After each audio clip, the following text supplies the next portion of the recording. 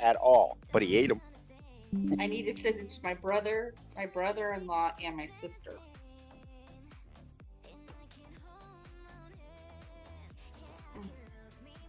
Waiting to see if my daughter's going to come out at all. Waiting to see if my daughter's going to come out at all. Waiting to see if my daughter's going to come out at all. The reason why I moved to Kansas was I could be closer to her. That little girl is my world right now. That little. How old is the kiddo now? He is 11. People keep going, oh, wait till she hits a teenager. And I'm like, don't threaten me. Don't threaten me with a good time. Oh, that's not even a good time. I guess my daughter was a good egg. Jesus Christ, child. Oh, wow. My daughter's like me. Need I say more? My mother cursed me and said, I hope when you have a child, you have one just like you. That curse works.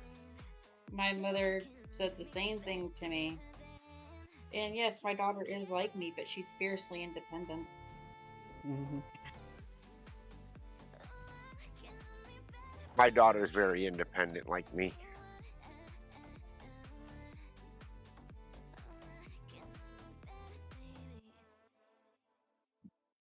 Ah, Okay, so that's 1, 2, glad 3, I'm off today. 1, 2. It's been That's a showing. long. Surviving.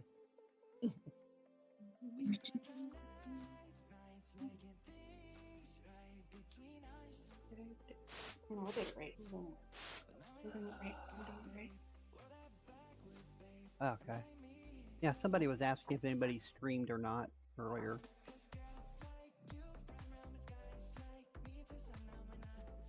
Yeah. I ran it last week also just because I was trying to test stuff.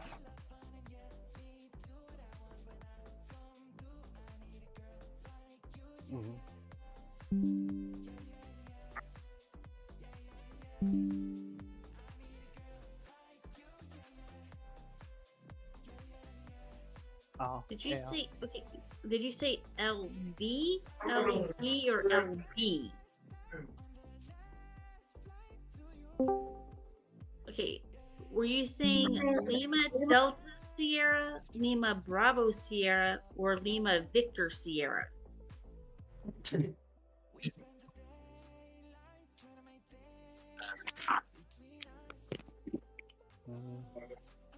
Oh, you put it in regular text chat. Prism. Yeah, P. Prism. Papa Lima. Okay, thank you. Yep. Haven't messed with that one before. Only thing I wish people would add, like since we're using voice in here on streams, is the Discord overlay where it shows who's speaking in Discord, so you know who's talking.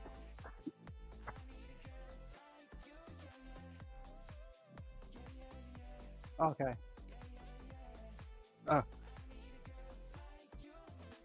Yeah, I know they just look up Discord overlay because it's part of Discord, but they only have it's just a browser source.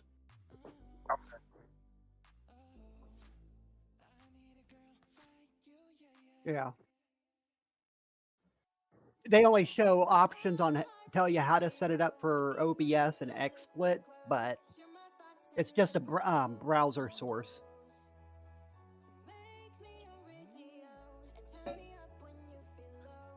Yeah, the last option, voice widget, I think it's called.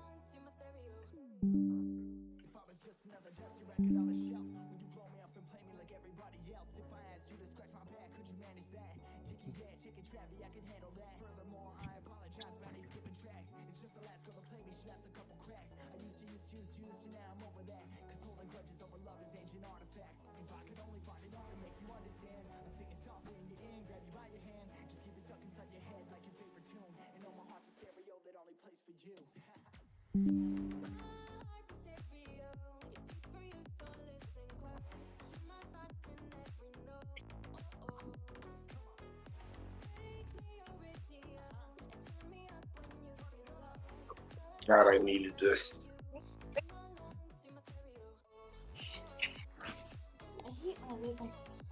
account. Yep, I see it popping up now. Cool.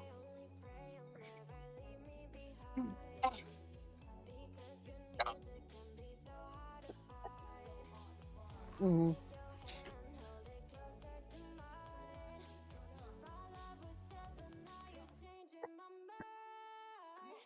Yeah.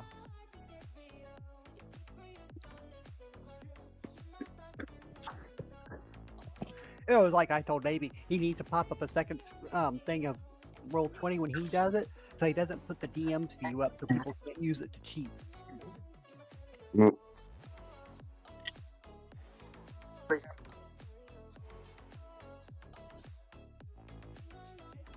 Yeah, it's like on Wednesdays.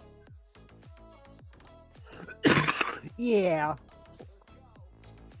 Because like Wednesdays, I ended up just making a token called Stream View and stuff. Because well, with Foundry, every token you have to give it vision. I'm too poor to get several monitors. It's taking time. The military don't pay enough for this shit. I still need to get No, they don't. Hell, state government don't pay enough for that shit. Hey, my police department back home is gonna be paying me more than the military is. Oof. Shit, I've been in for 6, going on 7 years, and the police department's paying more. Yeah, about normal.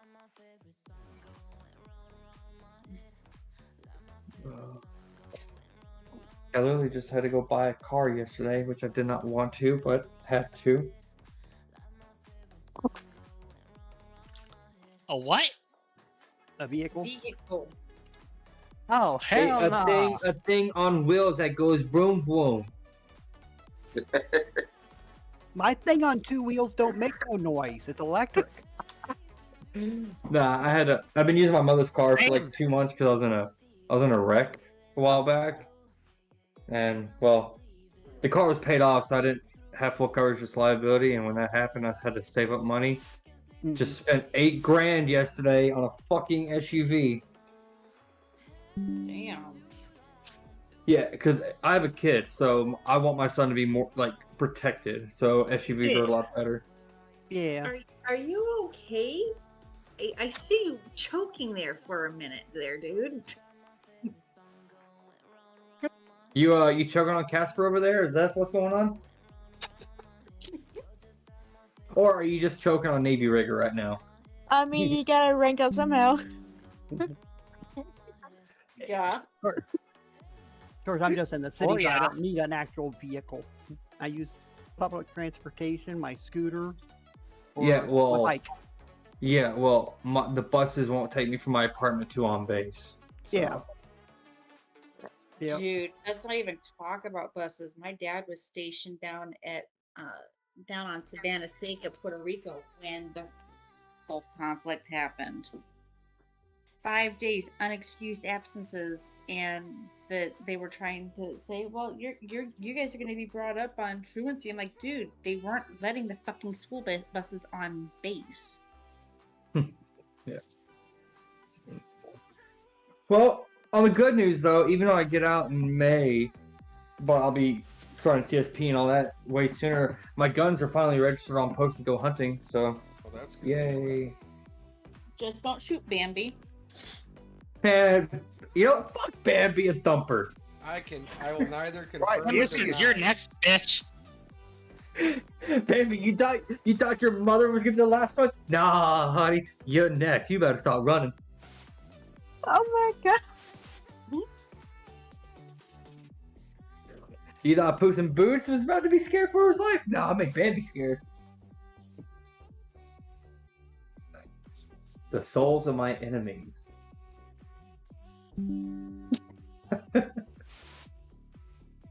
There's a funny story behind that. That is actually a picture that I took of a spare battery charger. And if you watch Supernatural, Oh God, no! You're not. Don't tell me you're one of those people. Mm-hmm. I like Rowena. I I have like no problem. Rowena, and she Oh yeah. came from Look. I have one thing to say and one thing only about Supernatural. I like it. Look, I only have one thing to say about Supernatural. I'm so glad it's over. It's been going on it's went on too long, but I'm glad at how they ended it. I mean, look at Grey's Anatomy. That shit's still going. It should be done by now. Fuck Grey's Anatomy. Yeah, that shit should be done. Walking Dead's finally done. Hallelujah. I don't even know who watches Grey's Anatomy anymore. My mother and I did. I know people who used to watch it, but like I don't know anyone who watches it still. No. You know what show's been going on for way longer than any of these shows? Fucking goddamn Doctor Who. Hey, watch your fucking tongue. What? Doctor Hey. Who. Do we have any Harry That Potter? show turns 60 this year.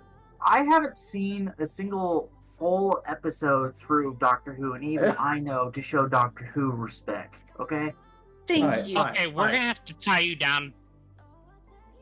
Hey, I watch whoever said about Doctor Who when I'm hanging out with my dad. But whoever said about tying me down, watch it. I enjoy that shit. Whoa. We Oh, know, so you're a Groot. bottom. We know. But hey, any Harry Potter fans in here? Me? Dobby nickname is deserved Potter. it. Dobby deserved it. No. Okay, we're tying him down for that one. Dobby deserved it. Dumbledore was one of the Dark Lords. And here she comes with the Doctor Who, the TARDIS thing. Oh no, he has the TARDIS.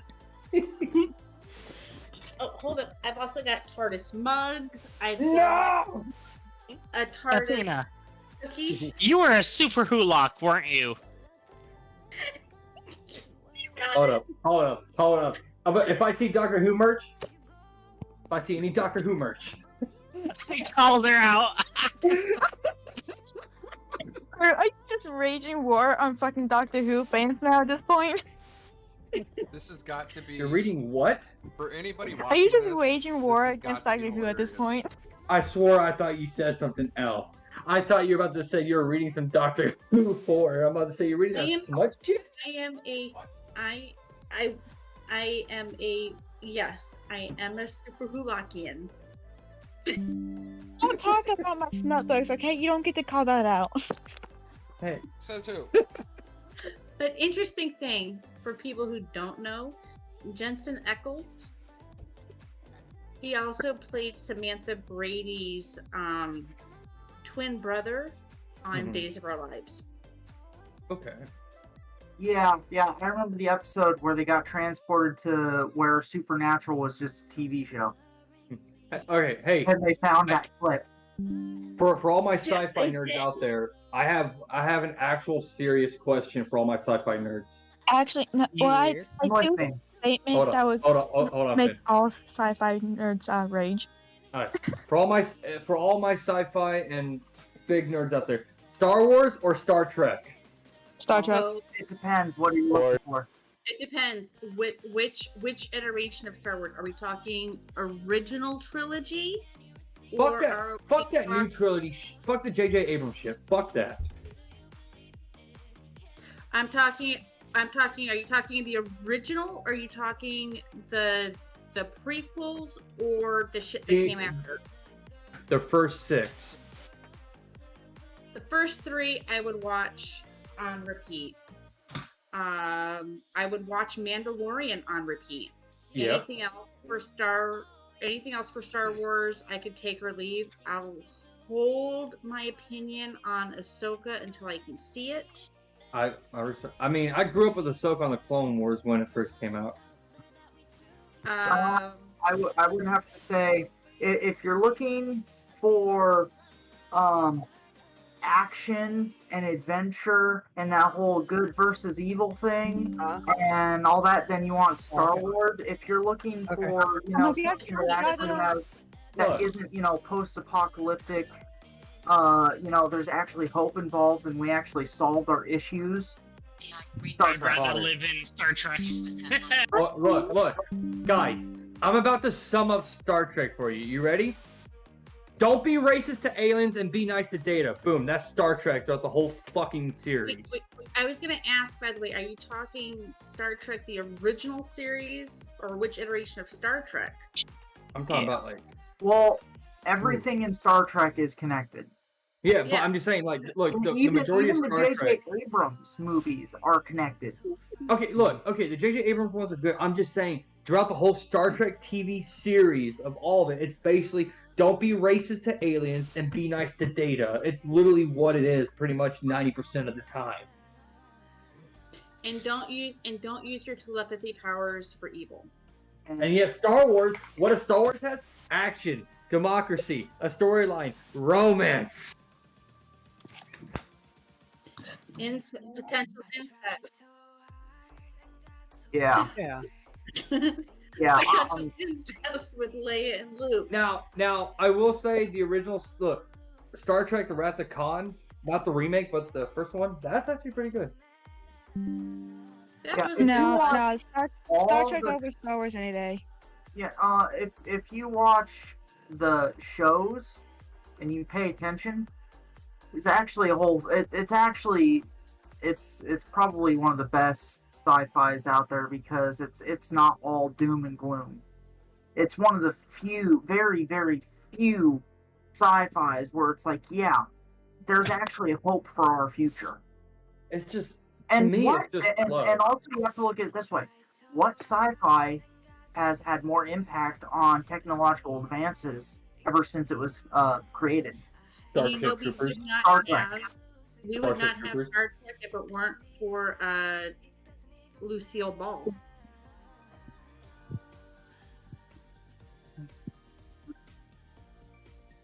You would not have Star Trek without Lucille Ball. All the other production companies did not want to have anything to do with it, and she took a chance on it, and they gained a cult following, which is why a few years later they were able to come out with Star Trek: The Next Generation, which helped to pave the way for that failed, and I can't believe I'm saying this about Doctor Who, but that monstrosity of thing that they did with HBO, which led to the reboot with Chris Eccleston.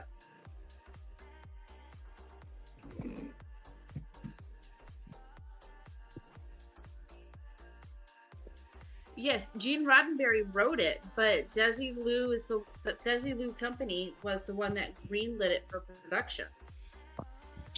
Yeah. Because Gene Roddenberry couldn't get anyone to take the idea serious. Nobody wants to watch a sci-fi where everything works out and everything is peaceful and there's no money because we've actually figured out how to live without needing material gain. Ugh, got my food. Unless you're Ferengi. Yeah, well, Ferengi, their Go laws. stuff your face, bitch. Are you talking about me? No, he was talking about because somebody said their food just got here or something. Mm-hmm. The Ferengi's laws of acquisition You know, are insane. I'm just if saying you read them. this meat definitely looks good tonight. It's like a super streamlined evil CEO. And it's brewed right here in Kalamazoo. Hey, I like Kalamazoo. I missed Michigan. I missed thunderstorms and the 1 o'clock tornado sirens going off to test them each month on the first Saturday of each month. Literally, like hot. I'm looking at that Holy Grail and going. You could set It's set a your watch raspberry to it. apple mead. I'm just having Monty Python's search for Holy Grail when I see that. When I was looking at that bottle of alcohol. Same here. I played like the entire Black Knight scene when I first picked it up. Just but a scratch. If you can choose in any video game universe to live in, what would it be and why? Final Fantasy. That's a good question. Wow. Damn, that is a good question. Final Fantasy or Pokemon? Well, considering that would be just an average person. Yeah, no, literally Pokemon. Or would I be a main character? That's the question. Would I be a main character or would I be average person? You're not a main character. You're the average person. So I'm you're the an average NPC. person? Yep. Okay, just the average NPC. Pokemon. Probably one of the Assassin's Creed games. Most Okay, likely. which one? Most likely. Which one though? 2 AC or Valhalla. Brotherhood. Okay. I respect converted my Switch to play Assassin's Creed Black Flag, and I've never seen it back. I definitely. We don't talk about that, Finn. Mine would be AC Valhalla. I think there was another Assassin's Creed game on a Switch on sale a while back, and I thought about getting it, but I was like, nah, I haven't played those games yet. And then I gave it to him. I just never seen it back. I think for me though, if I had to choose a video game to live in, Get off my laptop. So that is not working. okay, That's a good one too. okay. Red Dead Redemption. Oh, And definitely 2 because 1, it's right before World War One. Like it is right before it. Yeah, that is true. Yeah, I would not want to because then I would be in World War One, and no, that's one nightmare I definitely don't want to be in. All the trench foot and shit. Oh no, fuck that.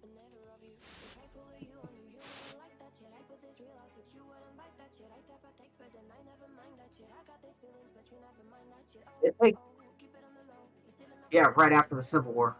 Yeah, because it was like what 1860s or 70s, or it was way after that.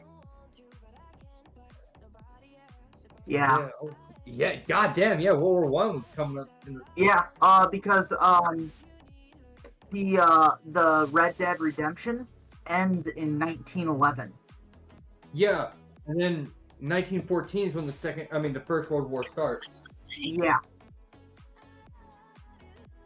Because they have the introduction of the Jeeps and the machine guns and stuff towards the end of Red Dead Redemption. Yeah. So, real quick, just a note for everybody that's been in this group for a while. I gotta thank you guys because you guys have continuously helped me make my stream even a little bit better. So I appreciate all the input you guys give me. I need to get back into streaming. Well, I normally do my video game playing, but then I've been trying to do like when we do D&D, streaming D&D to give a different flavor.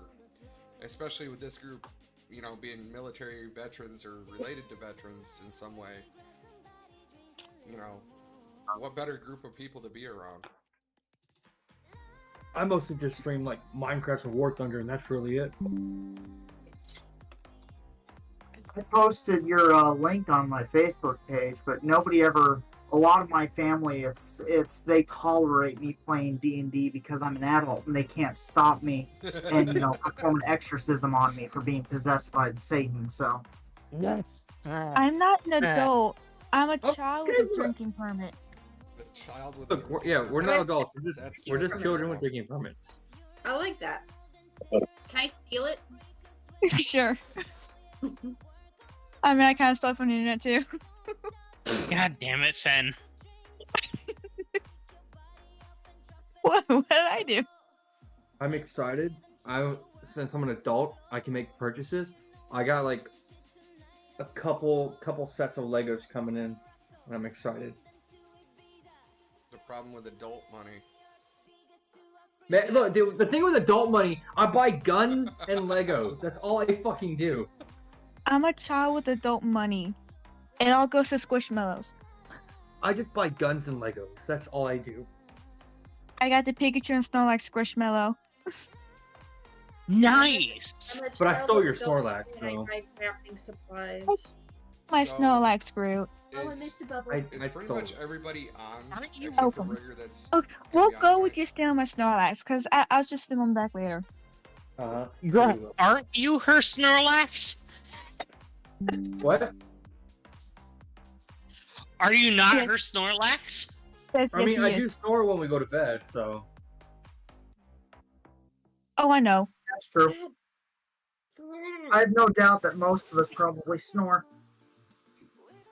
Yeah. Yeah, well, I sleep through anything. Like, she came to wake me up. I don't even have to sneak out of bed. I can just get up and get out of bed, and you'll be dead to the fucking world. But yet my phone alarm will wake me up. Isn't that how it always works? No, like, anybody can call, text, talk in the living room or anything. I don't wake up. But as soon as my 5 a.m. alarm goes off, I'm up out of the bed. He was dead asleep when I kept waking up to Navy's playing D&D with Cynical. I remember that, actually. No, you don't. You were dead to the fucking world. Yeah, he was playing for like a good 2 hours before I was dead. He was up until like 2, 3 a.m. with that shit. And I was like, I almost got up and smacked him like, go to bed. Well, that's Navy. What do you expect? I woke up to something about Spider and cupcakes, and I'm like, what the fuck? Ugh. Well, now how is everybody's Sunday going so far? Just PG. Just chilling here. Been playing PG? some Minecraft and relaxing. Yeah, I was playing some War Thunder earlier, and I about broke my computer again.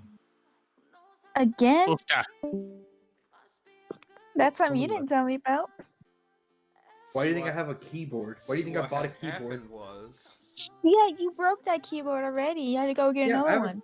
Yeah, I have a second keyboard now. Nice skeleton you got there. Nice skull. That's oh, what the That fuck? skull me every day I clock into work. That is so small. I am small. Shut the fuck up. That's what she said. Hey, guys! Remember, if they say it's small, you just be like, no, that's average. Small skull? No, that's an average size skull. See, when people ask me if I have balls, What the fuck are you doing with all that yarn? You've never seen people ball up yarn, babe? See, what had happened was... What? Where have you been? Working been- my whole life away, every time you've been slaving talking. away. Okay, so have I, but like... I ball up my yarn so I can like put it in like a little bowl and just kind of like... They actually have those like little bowls if you go to like Hobby Lobby or something and you can like thread it through.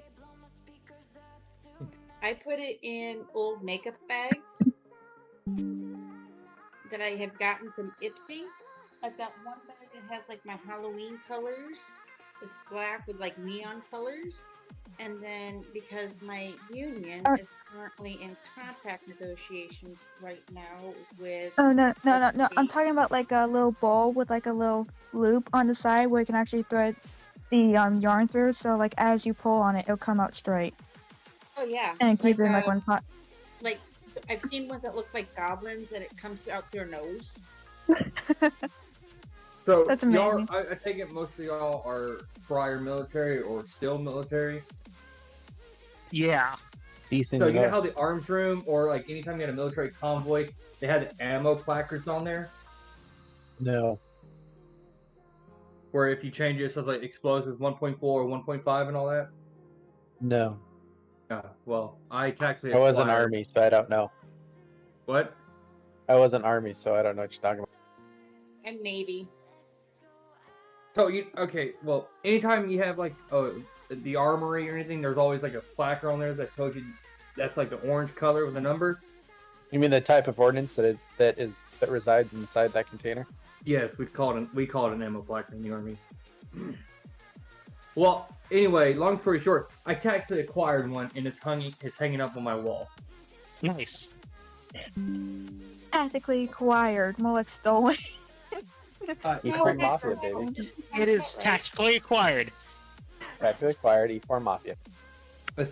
Hey! I take pride in the E4 Mafia. Right, if you have access to that room, you can just take it.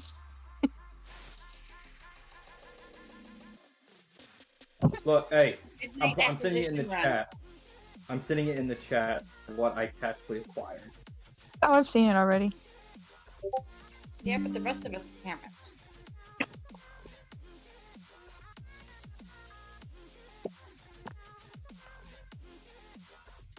Nice. Yeah. I need something like that for my desk. I would just take out the S and put attitude. That would be funny. That's what I need.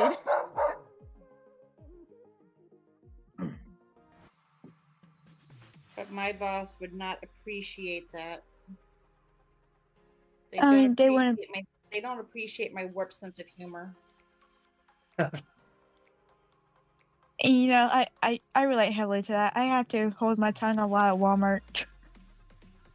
I work for a state government, and I've actually been told you need to watch the language that you use because Oh my gosh, the every doggo. so often the F-bomb comes out when somebody does something completely and utterly asinine.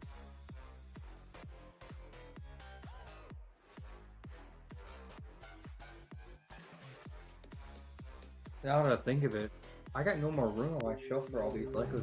When our nation's veterans came home from serving their country, You're not the taking over my American Legion shelves, helped bro. them with the GI Bill to get a head start. Maybe. When they came home from you Vietnam, ain't taking we over my helped shelf. those No, affected no, with Agent no. Orange My to get shelves care are and packed full compensation. of Pokemon cards and 3D Now puzzles. there is a new war raging. Yeah, you have more Unfortunately, Pokemon it is cards being than fought fucking in the Brian hearts and and Sarah. minds of those who served. Veteran suicide is the most important issue facing veterans today, and too many are battling it alone. So join us, make the pledge, be the one to help the American Legion end veteran suicide. No, hold on. I'm figuring out how I can. We don't. Oh, cleaning supplies. Oh god, I can't pick it. Okay. We don't talk about my Pokemon addiction. Oh, that's nothing. That's nothing. I think about I got that many in BTS cards. When our nation's veterans came home from serving their country, the American Legion helped them with the GI Bill to get a head start. When they came home from Vietnam, we helped those affected with Agent Orange to get care and compensation. Now there is a new war raging. Unfortunately, it is being fought in the hearts and minds of those who served. Veteran suicide is the most important issue facing veterans today, and too many are battling it alone. Go ask Brian and So join us, make the pledge, be the one to help the American Legion end veteran suicide. He's just in the other room. Maybe he'll get here when Nate gets here. What do you want me to do? Go in there, smack him? Be like, hey, get on D&D? Yes. Yes. Okay. Okay, well, here we go, guys. Tell them we're not operating on NST. What happened to D&D? I'm about to move. And I have Oh, added okay. the Discord overlay to the stream. Hey, everybody should go to the D&D chat and tag Brian and tell him to hurry up. You just sat there. You didn't have your say dirty. You literally have a computer. Windows that tell you the time. That Reddit page. I'm backing away out of this one. Wait, what the hell just happened? Backing away out of that one. Oh shit. No, but saying everybody should just tag Brian and be like, where are you? Hurry up. And now the fighting. Okay.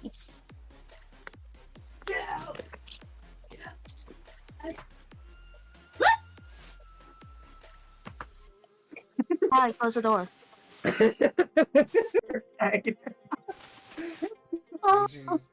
Paging Rigger, where are you? That was great. Allie, please. Do not. I'm on a call right now. Ooh, excuse me.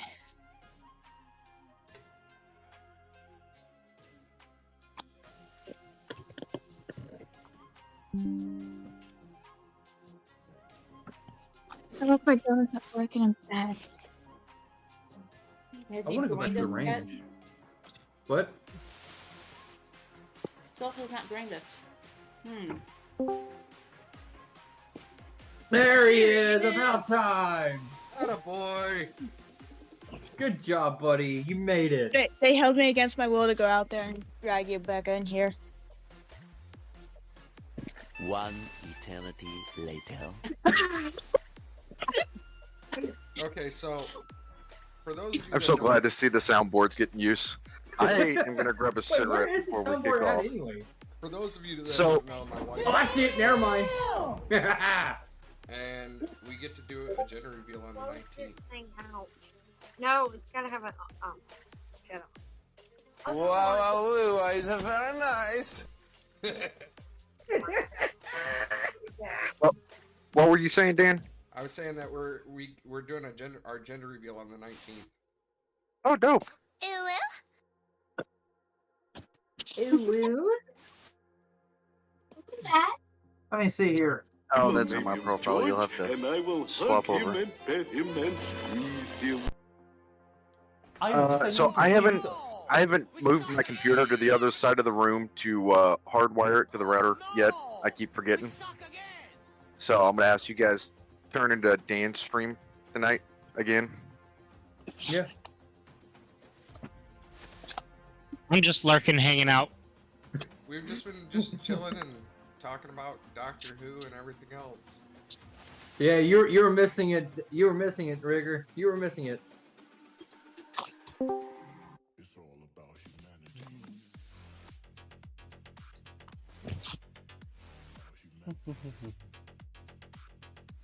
Are you feeling it now, Mr. Krabs? I love these soundboards. I need to come. How do I add sound? It was at this moment that he knew. He fucked up. All right, I'm back.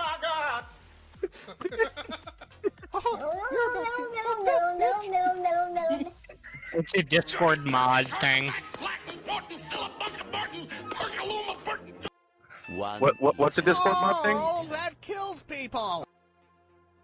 Adding The all voice the says sounds. I'm almost out of minutes. I have crippling depression. What's the ones? You're out of minutes or something like that. It is time for you to shut the fuck up. Is that on yours? The voice says I'm almost out of minutes. Ben, are you on your phone or are you on the computer for Discord? Phone. Yeah, they don't have soundboards integrated into phones yet. Grub. I've read that it's coming. It's just at this moment that how fast it takes them to develop it. I fuck your shit. Don't test me.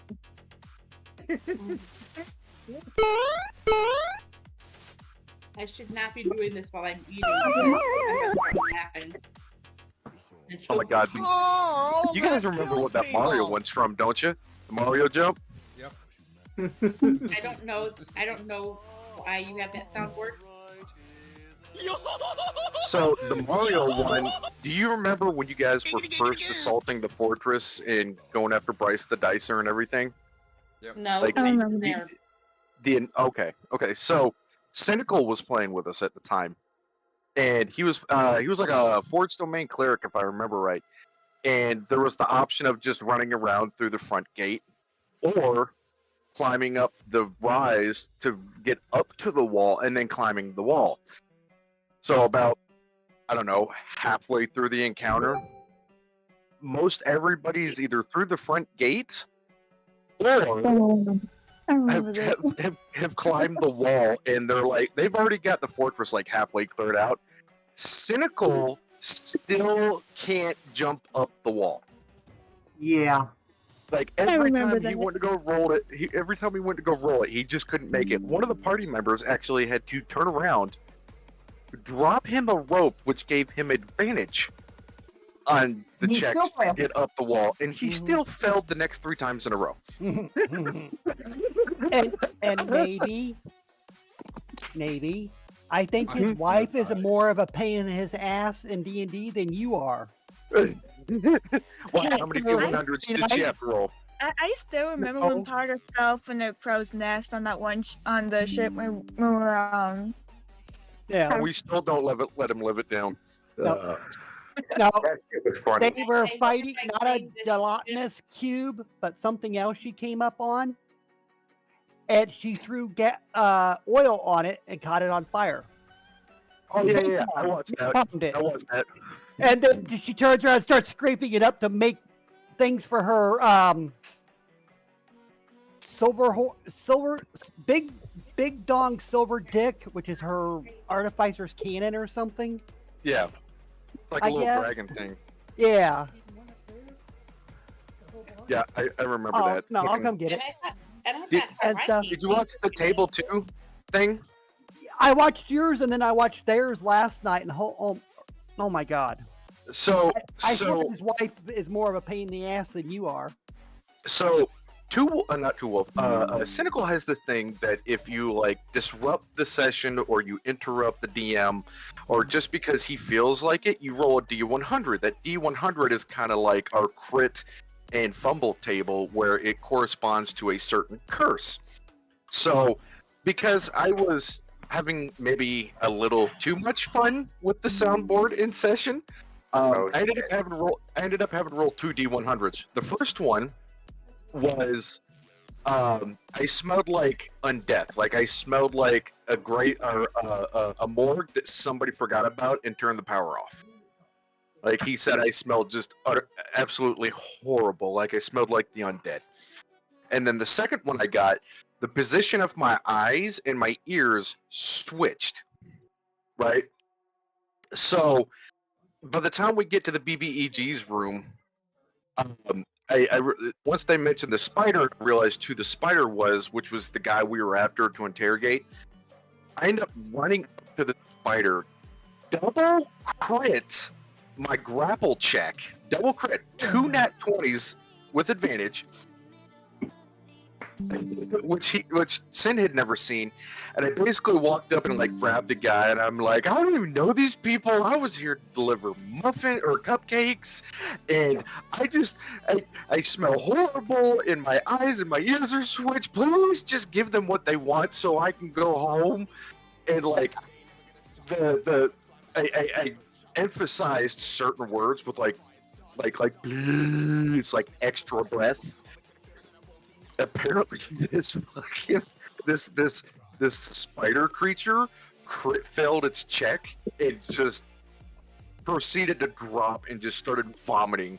Come to find out, it was a doppelganger, and it completely dropped. It was so like put off by the smell and everything that it just like completely lost its fucking like doppelganger effect and ended up like saying, fuck this shit, I'm out.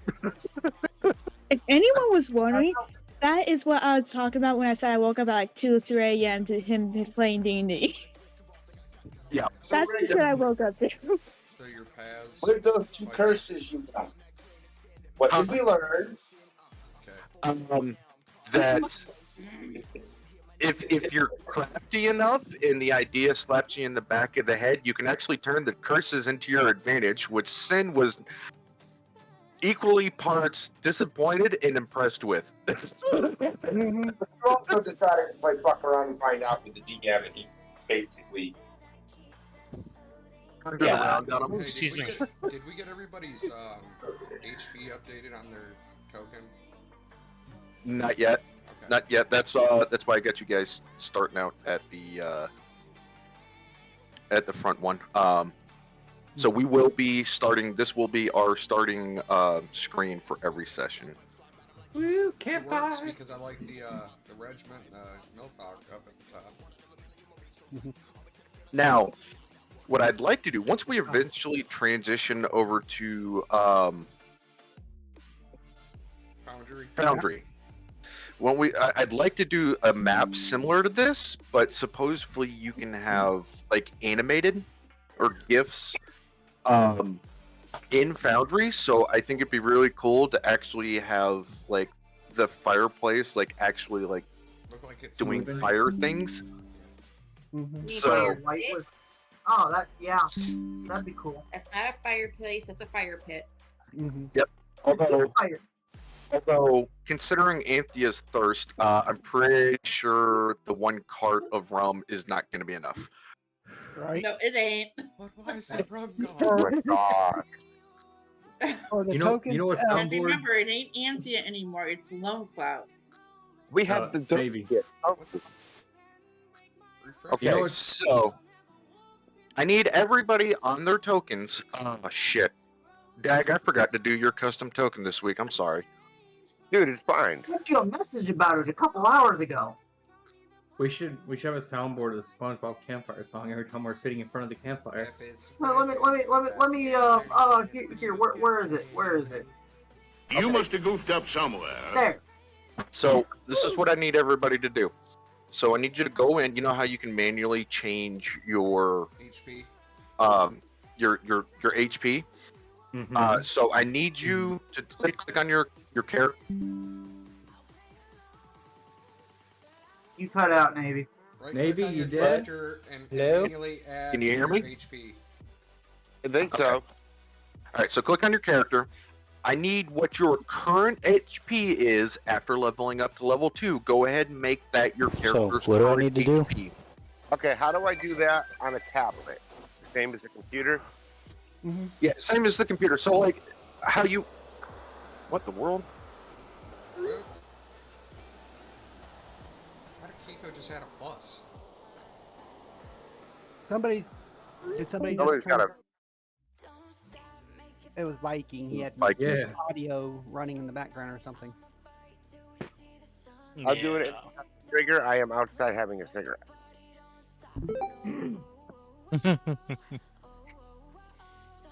All right, so Can't where are we open going the with park. Maybe he is. Okay, so you guys know how you would normally go in, like if your character took a hit or you got additional hit points, you would go in there and just add it through that little red circle. Well, they I had need you to that go. little So I card need here you to. or something. I need you to go to your character, your token. Okay, I need you to change the number to your current max HP now that you've hit level 2. What that does for me is that leaves a little plus mark on it, so I know that I need to update that number.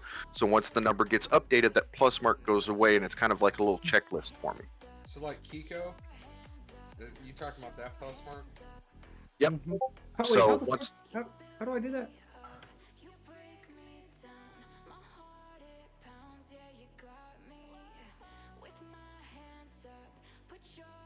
I gotta put a plus on it, Rigger. Okay, Viking. Are you on a PC or are you on a tablet? Will let you guys double click your tokens and change your HP max? Yeah, on the gear, yeah. Yeah. Okay, yeah. Let's do it that way then, because Click on it. Click on the gear. Mine's It's got token bars and value and max. The token settings. I've never seen that. yeah, token settings. Yep. So I guess that was a change that they did. No, it's not a thing. Well, it wasn't a thing at the beginning of the first campaign because I tried No, to have that's how you guys do I that changed before. it. They That, changed it, it it towards was the the end of it. that's how I did it.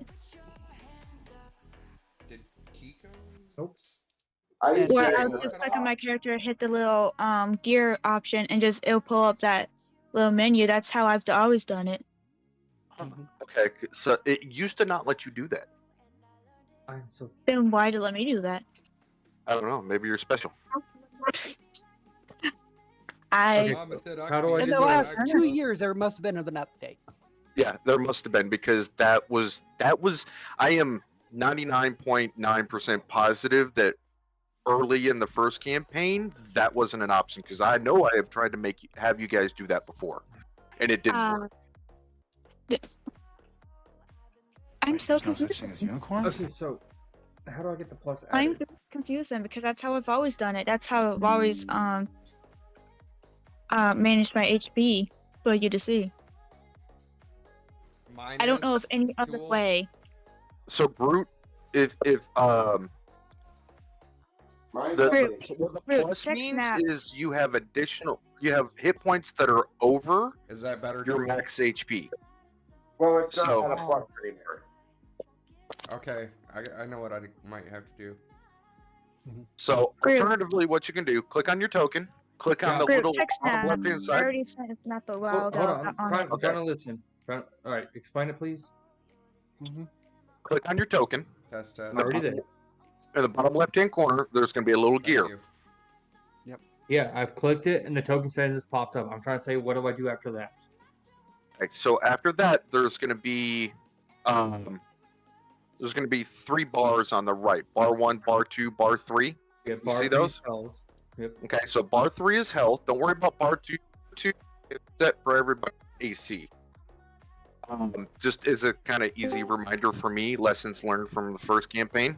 Welcome back, Viking. Is that better? All right.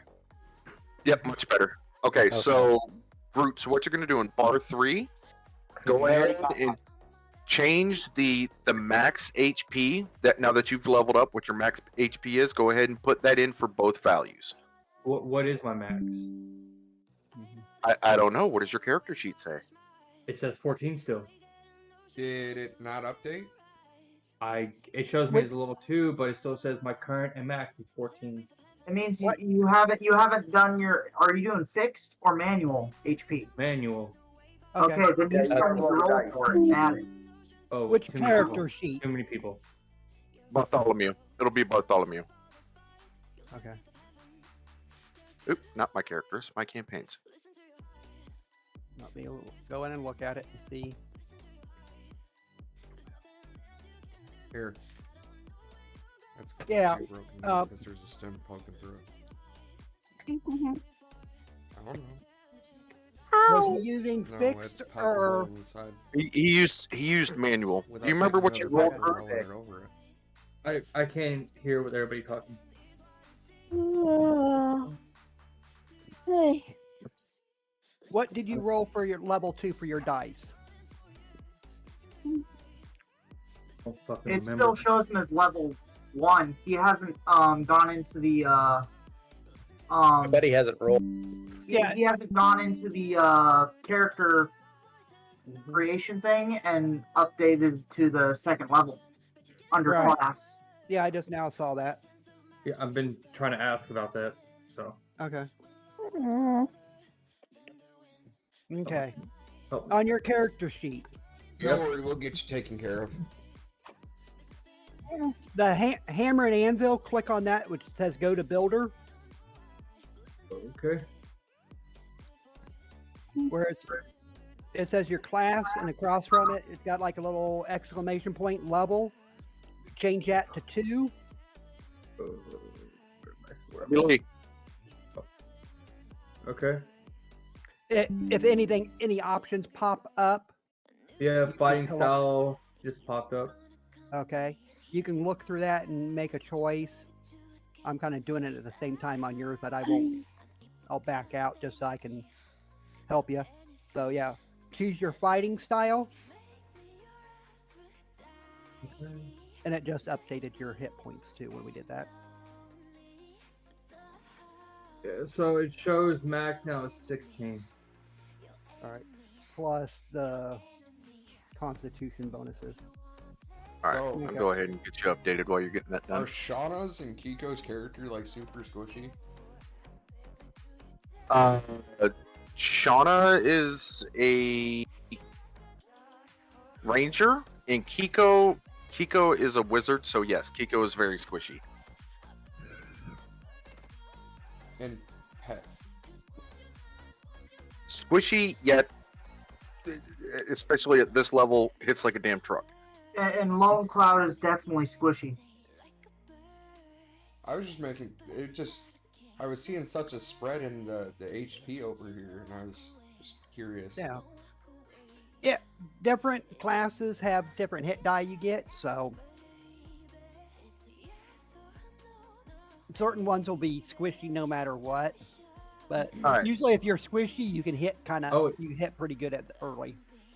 Okay, is everybody updated? Does everybody have their HP updated? The reason I'm asking because I'm going to copy and paste these. I have no Hold on. idea. Rager, I'm sending you a message real quick. Okay. Paz, is your level 2 hit points 12? This is what I just went back to my character sheet rigger and this no is idea. what popped up. It says 12. I don't know. Okay. So I don't this know is how I would Paz. Yeah, this is Paz's first character, first time Okay. using D&D Beyond, so we're gonna have to walk him through it as well. Okay, not a problem. It says level 2. It says your did the leveling. Yeah. I bet You it may have missed didn't. the HP part. Yep. Let me go into your thing and I'll let you know. Nope. It still says it didn't level it inside there. So I think what happened is okay. people punched in the XP values, so it made their characters level 2, but they never actually went through the level up process. Right. Yeah, you actually have to go through and pick your options when they pop up and things like that. Okay. So Paz, on your character sheet, click the hammer and anvil. It says go to builder. Across where it says fighter, where across where it That says still says level 1. right, change that to 2. Got it. Okay, it should give you some. Now it says max hit points is 20. Yep. And it's just giving you 16. 'Cause I don't know what you had for your. Let me look at the thing. It was 12 before, so whatever. Yeah, it you're on is now. fix. Yeah, you're set to fix. Yeah. So every level you'll get 6, plus your Constitution bonus, which is a +4. So do I go in and make it a +4 or? No, it'll automatically give you that +4. So all Okay, you have to do so- now, the one which looks like a newspaper, since there was no other things you had to change at level 2 for a fighter, click Yep. on that and it'll bring you back to your character sheet, and it'll be updated. Okay. All right. Cool. All right, and I got your There you token go. updated. 20. Good God, Judge. He's got some What? bonuses. Fucking Mr. 28 HP over here. I know who. I guess I know Oh, who. 23. 23. Tokens doesn't have any bars or names on it for me. It's not 28. It's 23. Azrael and Kelowna. Whose doesn't have any bars or names on it? The one between Azrael and Kelowna. There's nothing written there. It's just a token. Yeah, this guy. It's showing on my end. I don't know why it's not on your guys'. Yeah, the it's settings on mine. It's under Like Lone just- Cloud for some reason. Oh. Might have to refresh. Yeah. Okay, it's 23, not 28. Can I someone? mean, still 23. I know who we're shoving in front of the bad There guys. it is. Hey, I got a question. So I just got a new fighting style. What is the war crime for Blessed Warrior? What the fuck is that? That's something you don't have to worry about yet. Okay. That's something that's something I made. It gets attached to a certain weapon that you're going to come across later. Yeah, because I got the war crime and Told Dead. Yeah. I Ignore the war crime.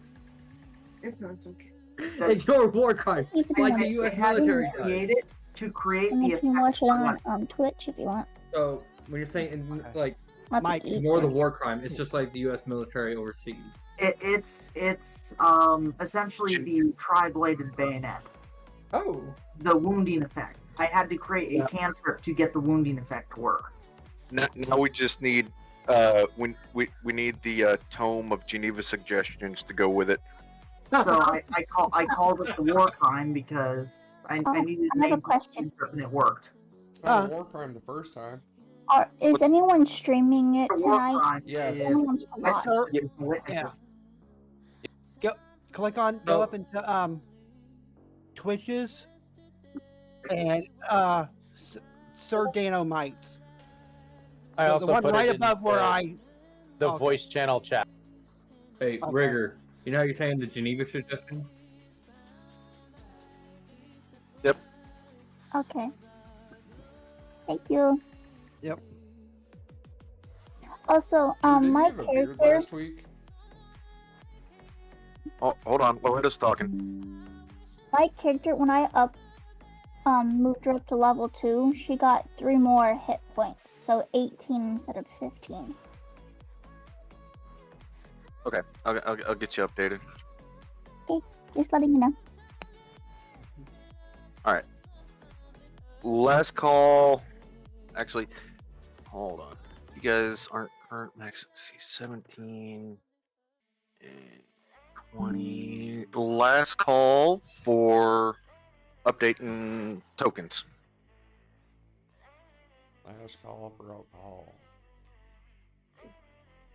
And part of the reason I have this front sheet, or entry area, I guess you can say, is one for this reason like this, while we're going through updating HP bars, because the guys and gals that played with me before, like that was like the first 20 minutes of a session after we leveled up most of the time. So it's just getting the tokens updated. The other portion of it is because I use the dynamic lighting.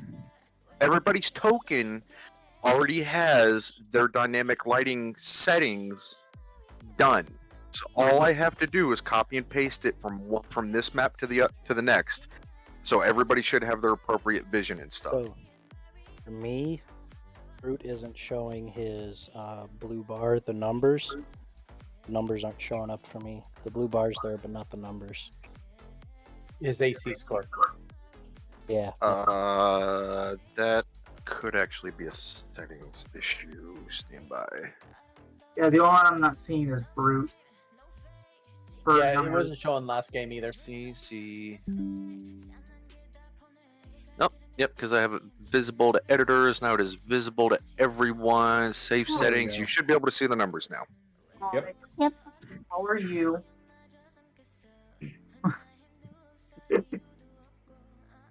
I'm going back in the wood line. Fuck y'all. Just make sure you don't wipe with poison ivy. I will name him George, and I will hug him and pet him and squeeze him. Okay. So, like, you know how Rigger was talking about like the Geneva suggestion or something? We need something for E4 Samurai. we have a Ronin in the party. Yeah, as soon as he hits level 3. Yep. Hi. Oh, look, we're back here.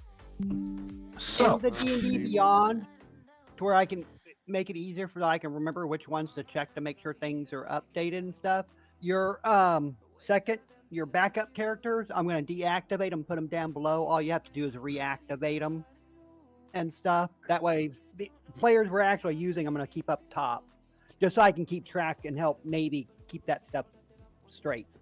Yeah, that helps. All right, so last week we left off. Epic bar brawl, because every great D&D campaign starts with a bar brawl. You guys defeated the bounty hunter and a bunch of his lackeys. However, in the start of the fight, the first mate actually got thrown over the bar and hit a cauldron and got knocked the fuck out. Time for the silver bullet. Yep. So somebody, like, what do you guys want to do? You got a bunch of dead bodies on the floor. People have run out and they're screaming for the guards.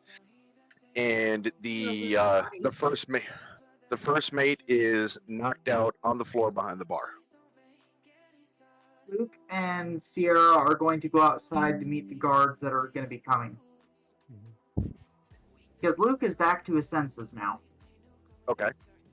I'm going to go over and slap the first mate and tell him, wake up, we need to get to your ship. We got trouble coming. We need to get the fuck out of here. Let's go. Okay, make me a... Yeah. Someone just throw him over your fucking shoulder and let's go. We don't know what ship we're looking for. Yeah, you don't know where the ship is. We can still get out of this area.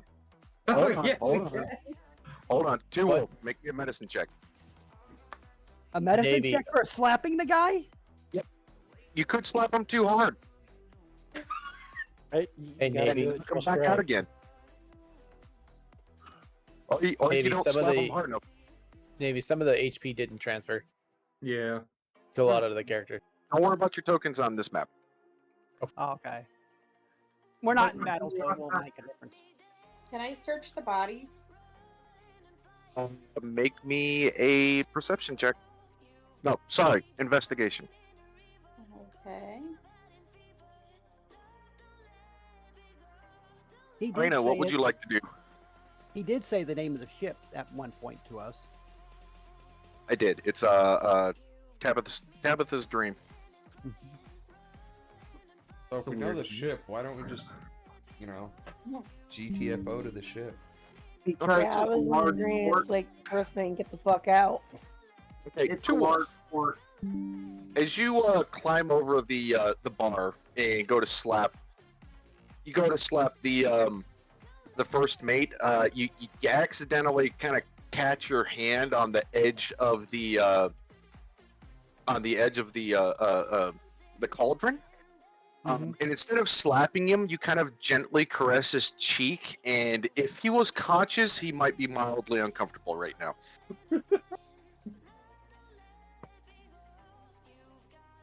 Well, you don't know what the cat is, so he might be uncomfortable or very happy, one of the two.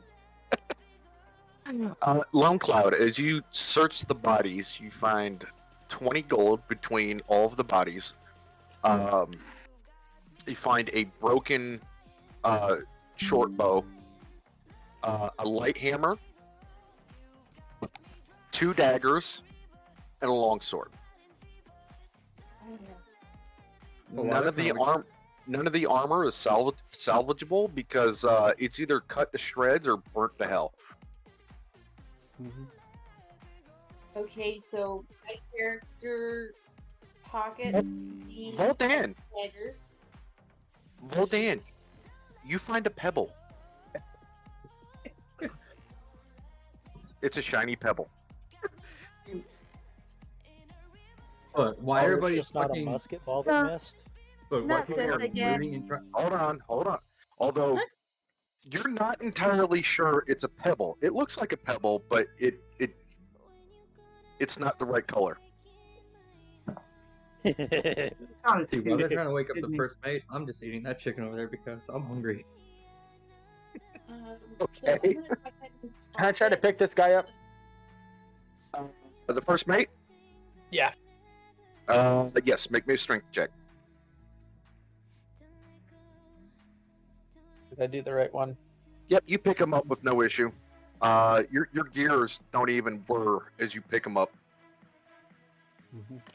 Come to find out, the apparel he's wearing makes him look bigger than he actually is.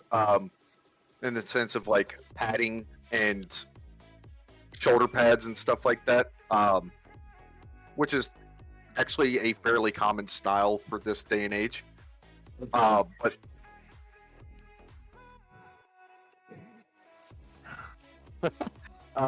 Fen, what would you like to do?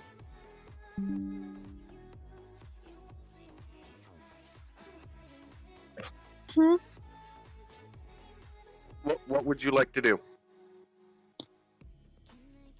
I zoned out for a second.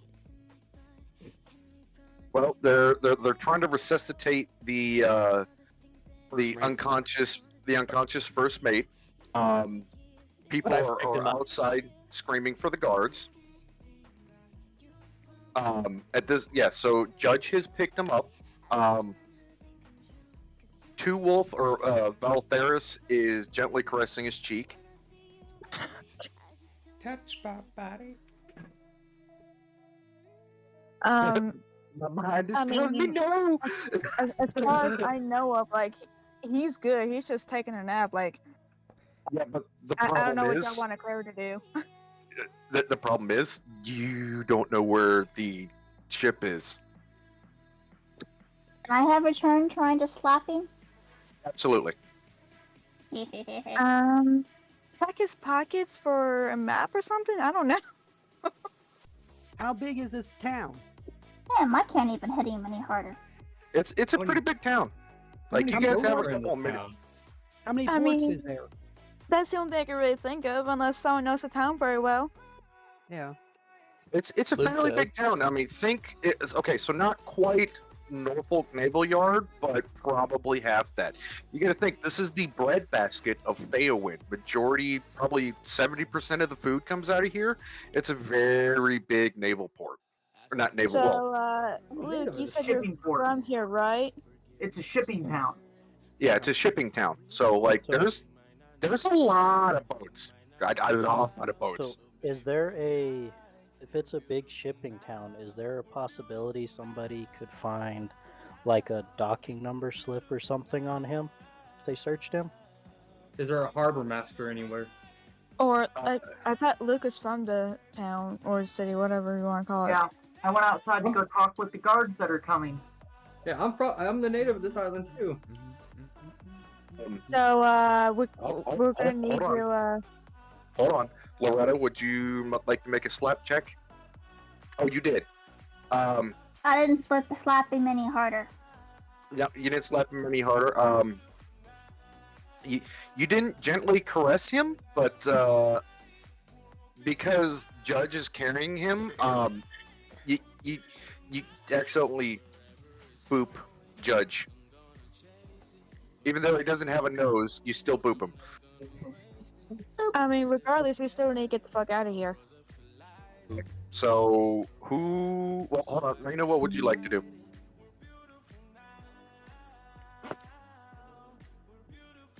If you're talking, you are muted. I guess I can give it a shot at trying to wake him. Okay. So what am I doing? Medicine check. Well, it's a good thing he's not dying. So after all of the caressing and booping, Hiko kind of rolls her eyes, walks up, and this tiny little fox creature, who looks like she couldn't hardly hurt a fly physically, reaches her arm above her head and just smacks the ever-living shit out of the first mate.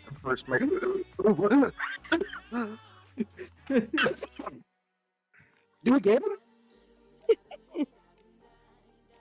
Stupid question. We need to get out of here. Where's Yeah, Nadine cut out.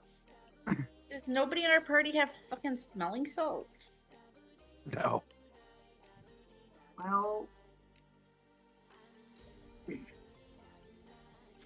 but he sits up and says, "Did we get him?" How does he sit up if I'm carrying him? He lifts his head up.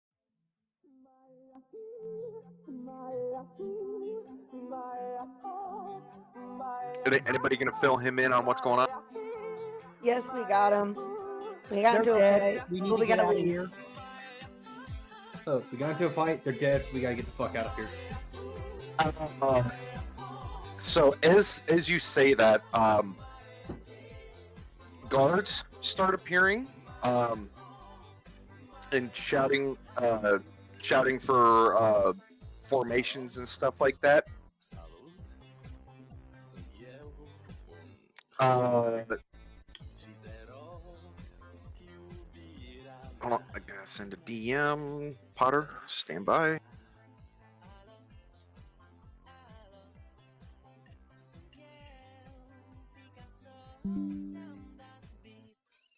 are you sending this Discord or to the Roll20? Discord. Okay.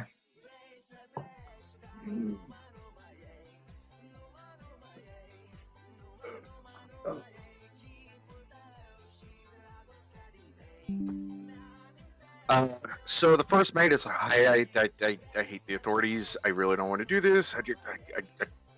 I promised the captain I wasn't going to kill any guards if I didn't have to. Oh, this is bad. This is bad. Luke walks back in and goes, "Wait, did I hear you not want to talk to the authorities?" Okay. He pokes his head back out and he looks at the guards. He goes, "Give us 5 minutes." And then he goes, "That's an order." And then shuts the door and goes, "Follow me. I know of a way to get out."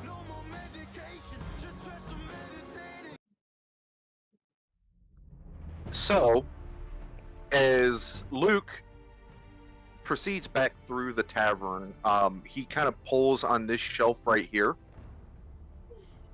As it swings open, revealing a secret exit or entrance, depending on how you look at it. And you guys are able to successfully sneak out the back as the guards are getting in formation to to storm the building. They're stacking up. Yeah, they're getting ready to breach. Yeah. As soon as you guys are outside, the first mate says, "Follow me. Don't fall behind." Within a matter of 5 minutes, you guys find yourself on the third largest pier in the dock, and there is a very imposing-looking, somewhat pirate-esque. It's almost like somebody took a pirate ship and tried to make it a cargo ship. But on the fantail, in bright gold and red letters, reads the words Tabitha's Dream. And he stands at the bottom of the gangplank and kind of, with his, motioning with his hands, hurry up, like rushes you guys up the gangplank. And as the guards, hot on your heels, manage to spot you guys going up the gangplank, they go fucking ham trying to catch you guys. They don't even bother pulling the gangplank up as everybody gets on the ship. They just kind of shove it into the water and then cut the lines. And you guys are away. Luke, feeling particularly ornery, leans over the ship and goes, "Tell my parents I'll be back."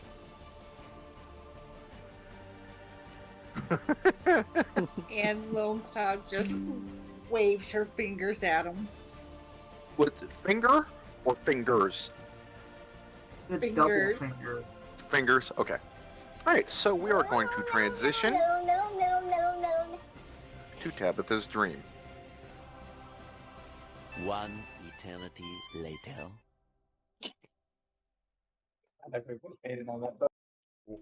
Just adjust your tokens accordingly.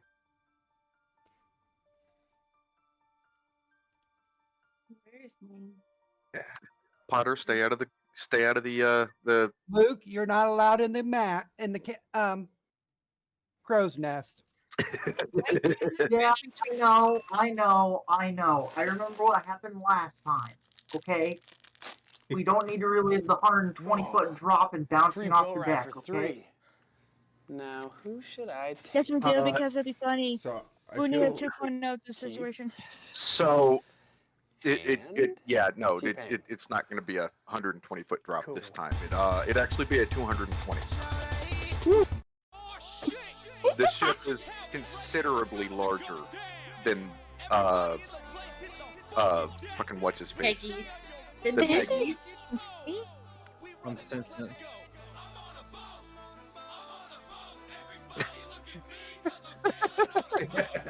That makes it even better. I'm sensing some black flag vibes. On the ship, there are 3 cannons pointing starboard, 3 cannons pointing port, 2 forward, and 1 aft. There is a mix of people on the ship. As soon as you guys get underway, the first mate comes over here.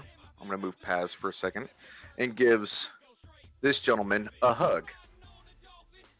And this gentleman, who introduces himself as Captain Fallon, which,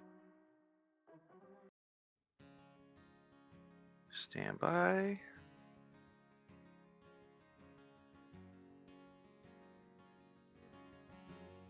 That is Captain Fallon.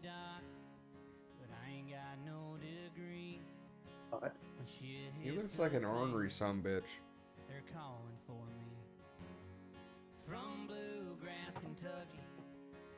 So Captain Fallon gives the first mate a hug and says, "Welcome back, brother. Did you have any troubles?" The first mate kind of like rubs his cheek a little bit and kind of looks back at the group that he just brought on board, and it says, "Nothing we couldn't handle." At which point, Captain Fallon comes down, greets everyone, shakes everybody's hand, says, "Welcome aboard Tabitha's Dream." It's not your typical ship, I know, but everyone here does their job, and they do it very, very well. You've already met my brother, First Mate Horuk. To my right is Bert, which you see a scrawny little, probably 19, 20. Oh, hold on, get aggro.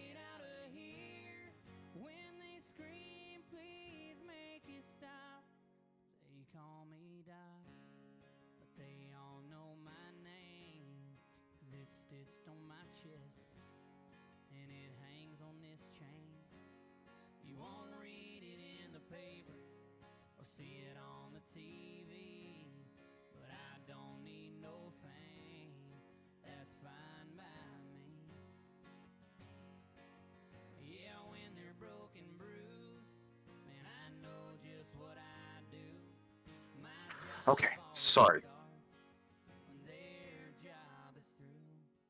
Alright, so he introduces Bert first, scrawny little 19, 20-year-old. He doesn't look like much, but I promise you he's the fastest one with a blade on the ship. Next to him, Lady Hannah. She doesn't say a whole lot, but she is one of the smartest people we have on the ship. Just don't piss her off. We still haven't found a reversal for her polymorph spell, and it doesn't seem to wear off. Just a word of warning. In other words, fuck around and find out. Yep. That's the assumption at your earliest convenience. Try that in a small town. I knew that was coming. He kind of like covers his mouth so Lady Hannah can't hear him. It's my sister-in-law. I had to bring her. Dude, get over it. She's family now. Yes, she is, but it. But nothing. There's not a better caster I'd rather have in a fight with me, but when she gets bored, it's scary. He kind of points up to the crow's nest. Lady Lua is my daughter. There is not a finer set of eyes that can spot things on the horizon on this hemisphere of Feowin. I welcome you to try, but I guarantee you she will see it first. Next one up, Benji. Benji is a taller, probably 6'5", muscular gentleman, and he holds a rapier. However, he just has shorts. No shoes, no shirt, no nothing, just shorts. And he kind of likes that way. Why? Well, because he is the fastest swimmer we have on this ship. If somebody falls overboard, 9 times out of 10, it is going to be Benji dragging your ass out of the water. After that, we have Rue. He's old, he's cranky, but he's the most loyal dog I've ever had. And before you ask, if you want to know why we named him Rue, Rue, speak. You hear the dog on the bow of the ship go, Rue. And that's why we named him Rue. It's a dog. I'm just hearing a basset hound going. It's a basset. It is a basset hound. Floppy ears and all. In fact, he's of the type of breed where his ears are longer than his legs, and as you see him trotting around on the deck, he actually trips over his ears a time or two. Oh, just $50 in the house. Yeah, pretty much. Yoda? He points forward. Harry Larry, my beloved brother-in-law.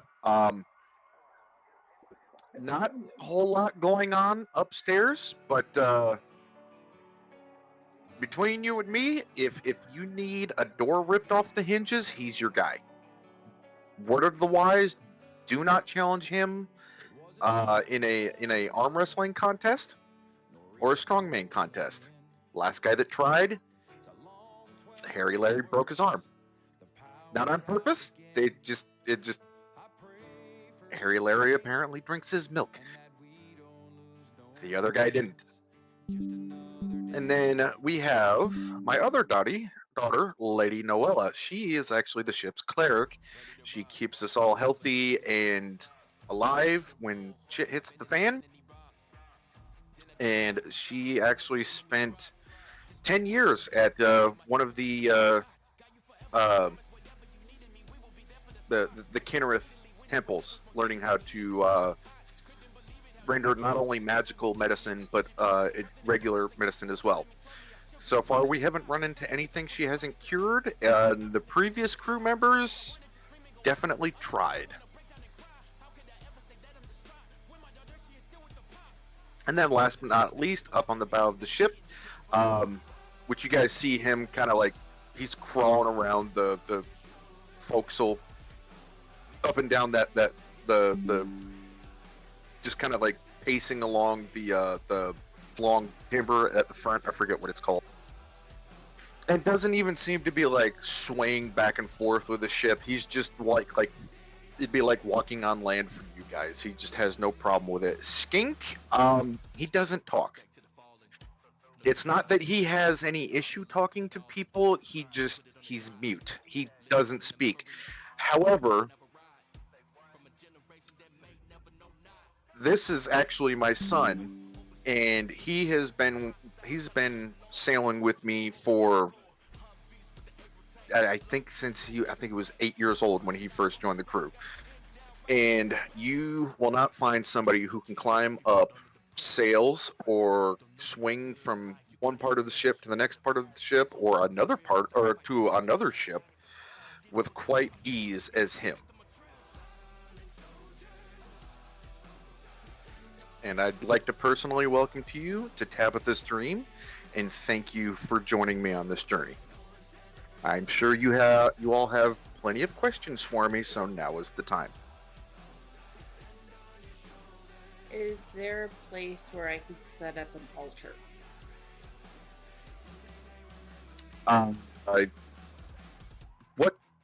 What kind of altar are we talking?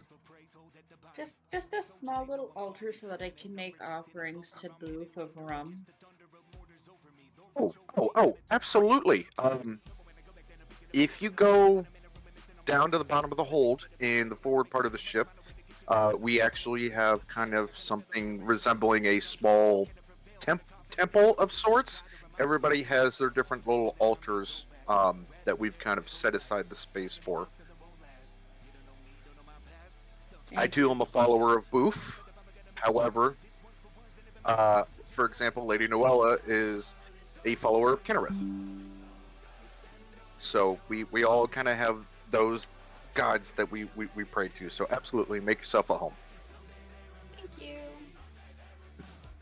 Luke leans forward and goes, "What do you mean, not your average ship?"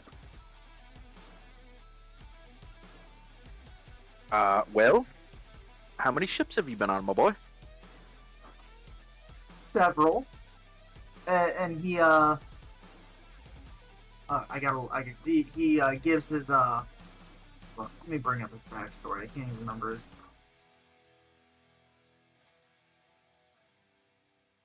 All right.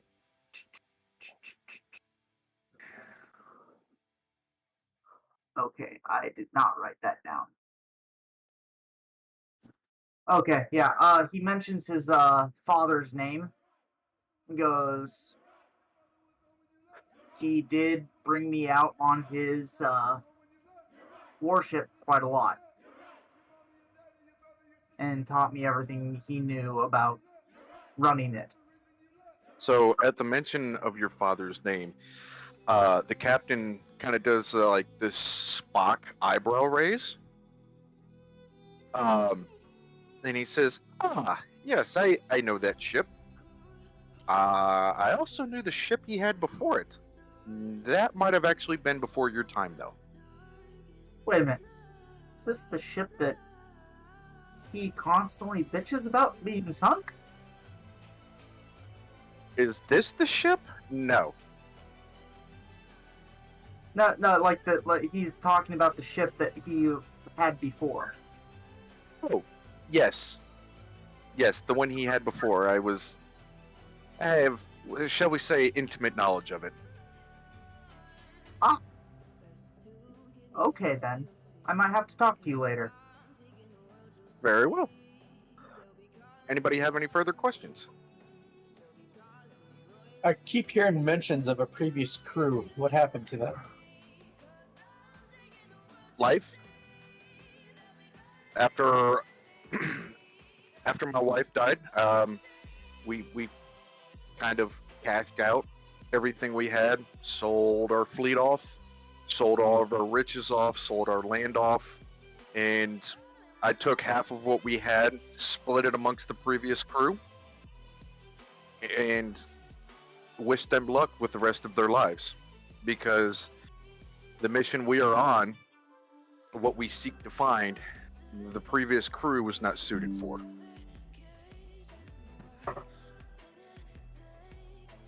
They were very good sailors, very good medics, very good fighters, but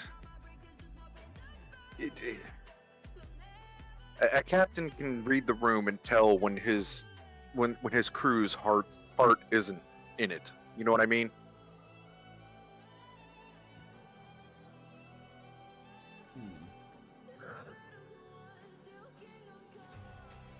Curious to see how strong Harry Larry is in that little arm wrestle.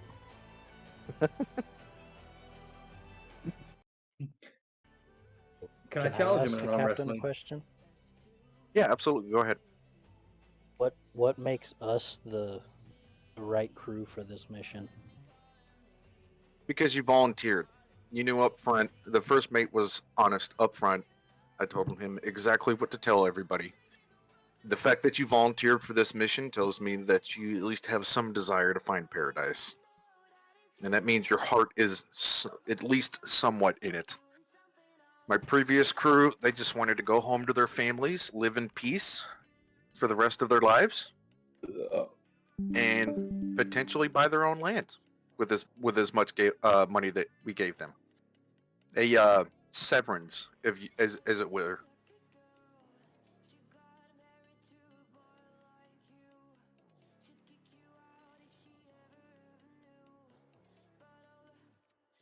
By the way, in the picture, that is the actual hat he's wearing.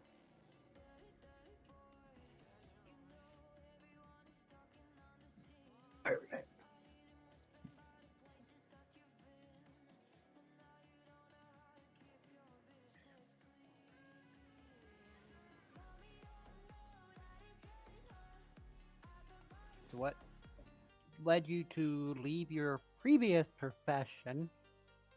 I mean, you're still a captain, but your previous line of work to do this instead? A promise to my wife, her dying wish was that I take our family and sell everything and put all of our eggs in one basket, so to speak, and set out to find paradise or die trying. And he kind of motions around to the ship. I took our earnings, had my favorite ship modified, and here we are.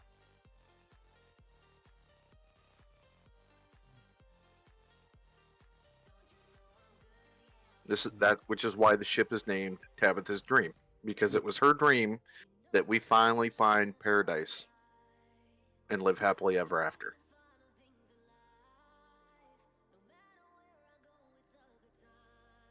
Okay. Sounds like a plan.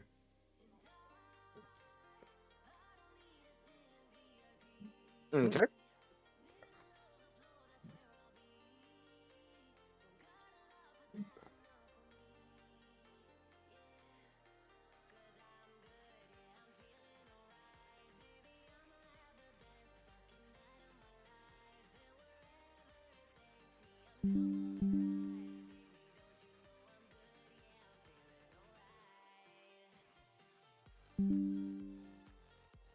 Who's banging?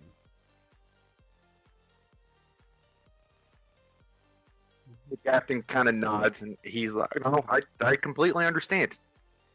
Somebody somewhere always has a lead on where paradise is, or where paradise might be. The stories never end. Everybody has a theory. I, however, had a map. Had.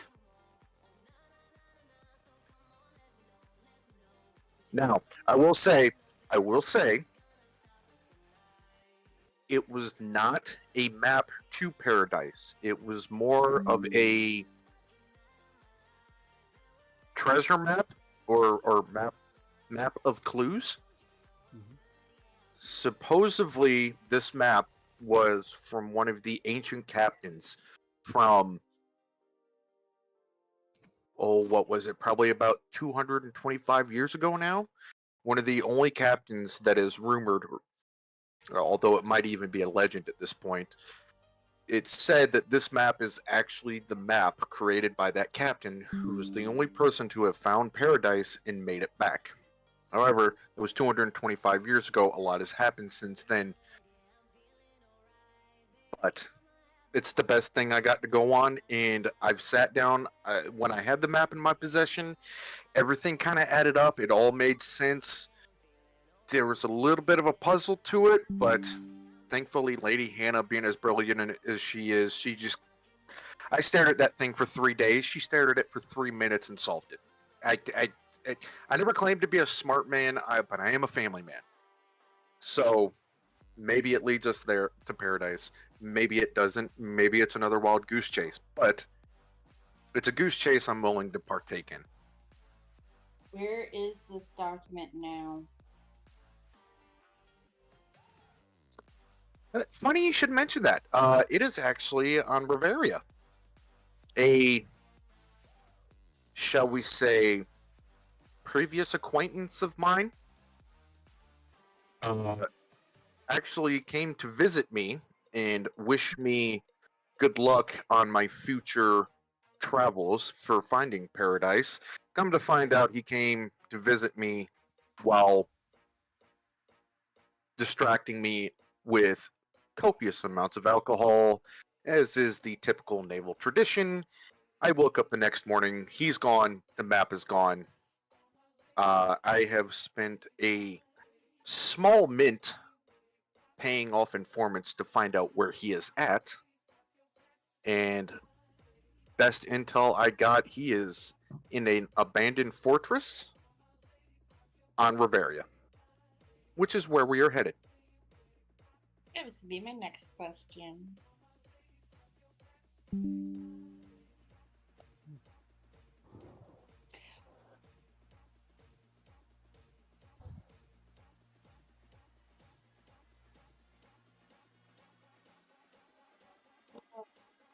Captain kind of shrugs. I never said it was going to be easy. But you didn't Luke kind of sits forward and goes, "Well, I do know this from the talk in the nobles' courts. Anyone who has supposedly a good lead on paradise or has something that could lead to paradise usually ends up missing or dead." Precisely. Captain kind of steeples his fingers together and kind of drums the fingertips together and says, "Why do you think nobody's found paradise yet? 500 years since the cataclysm happened, we have people sail up and down these waters all the time. By pure statistics, somebody should have found paradise by now and made it back. Why do you think that nobody's found it yet?" Because they get killed. Because the nobles Not lose be their power. placed by a thing. The Because they nobles get will lose their FBO. power Or an idea. if it's found. You can't control the resources if there's plenty of resources to go around. He Part of points. me thinks it's already been found, but the people trying to keep it hidden. He points to both Salona and Luke and says, "You are both exactly right. in my, shall we call it, previous profession, one thing has remained constant. Those who are in power wish to remain in power, and they will use every bit of their power to stay in power. But then he pauses, and he points at Salona. You look familiar. Not you yourself, but you bear resemblance to another captain that I knew decades ago. It wouldn't surprise me if you did. It kind of taps the side of his nose. He says, "We shall talk later." Okay. Viking, answer your DM. No, he would not recognize you. Being that, well, I can't say that because nobody's asked that question yet, so that lore has not been revealed yet. No, he would not recognize you. Oh, another question that's not related to us being on the ship. I turned to my companions. What the fucking hell? Why in the hell was a bounty hunter looking for a member of our party now?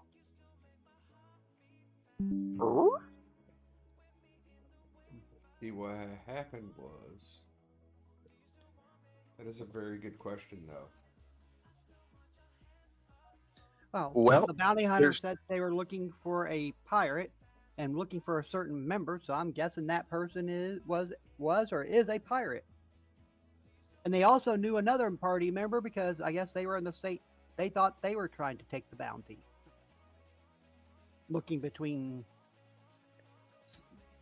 I know Sylvana. I don't remember who the other one was. Sylvana and I think it was Paz. Paz. Paz is a retired bounty hunter. And look at Sylvana. So Paz will not have any idea. Paz was not there hunting for her. Paz was just there trying to start over. Right. So Paz would not have knowledge. However, that is Salana's story to tell. Mm-hmm.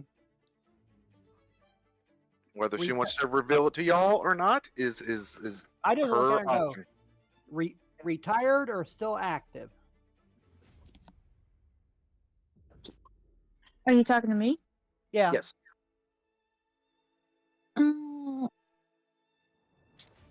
Depends on how you define it. Are you still an active pirate?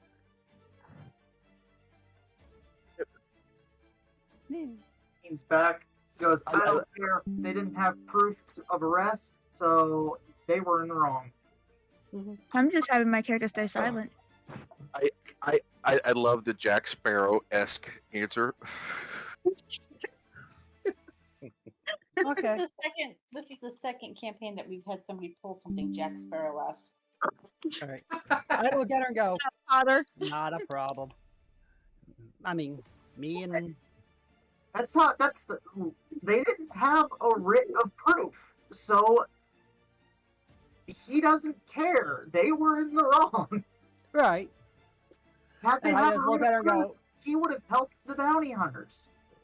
I mean, I have no problems with pirates. They've done good work in the past with others. I don't like how you said that answer. And out of character knowledge, he would have sprung her later because he's kind of looking for, he's trying to negotiate and find pirates for a specific reason. So the captain kind of chuckles. He said, yeah, we have done some good work in the past, haven't we? And then as soon as he says that, his eyes go wide and he covers his mouth. Oh, I shouldn't have said that. I do the same thing I did to the first mate, or to the two people there.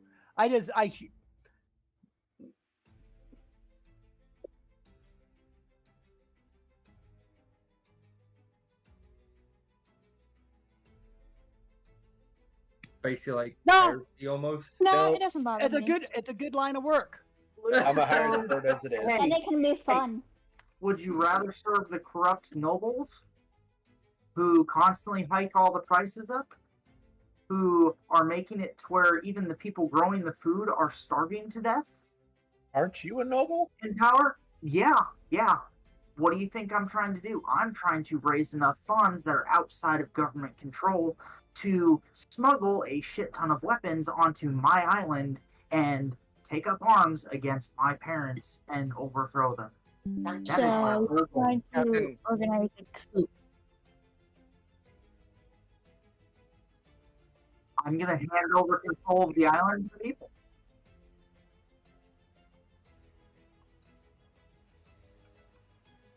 It's kind of like Scotland's royal motto. So, Captain Fallon walks up to Voldan, puts a hand on his shoulder, and says, "Okay, I can respect that. I also respect the truth. You want the truth? Truth is, I am Captain Fallon of the Fallon family. I am one of the few pirate lords. Well, was a pirate lord. I have since sold my fleet, sold my stash, all to pursue the lifelong dream of the woman that I've loved all of my life. So, I am no longer a pirate. However, I will not hesitate to go after government or corrupt individuals that are trying to cover up or even destroy the truth about paradise." He says, "You want the truth? I am indebted to you guys for coming on aboard my ship and taking upon this mission. I am too old to do it. And I promised my wife that I would get my family there safely or die trying. I am not afraid to put my life on the line, but if I die, I cannot ensure the safety of my family, which is where you guys come in. I don't need money. I have more money than sense. I don't know what to do with all the money I have. I sunk a large portion, or what others would consider a large portion of my money, into modifying this ship. And I still have more money than the gods put together, probably. I don't know. Most likely. But if you want the truth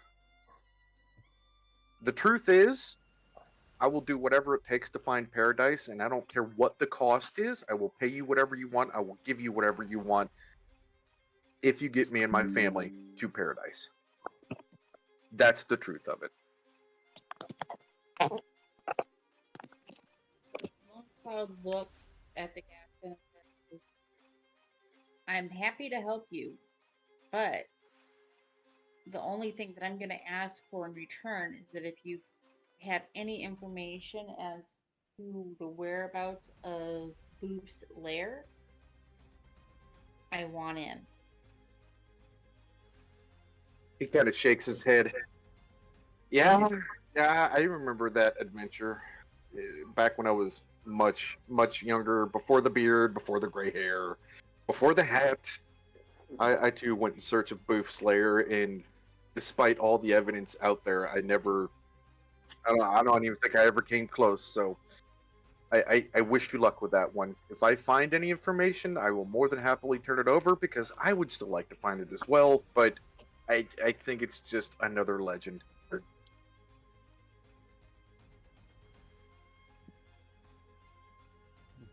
Now, he points back to Luke and says, "Now, if we happen to find paradise, and you come back with proof that you found paradise, how many people do you think are willing to follow you?" Every single civilian on the island. And there is your army.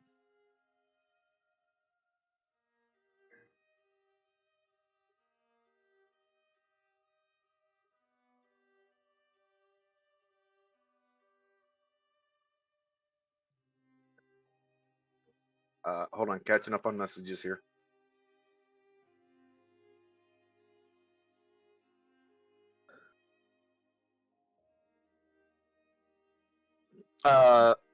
Valtheris, he notices the emblem, and all he does is kind of tip his hat to you, like nods his head down and tips his hat. Yeah. He doesn't say much because he knows not much needs to be said, especially with that guild. Right.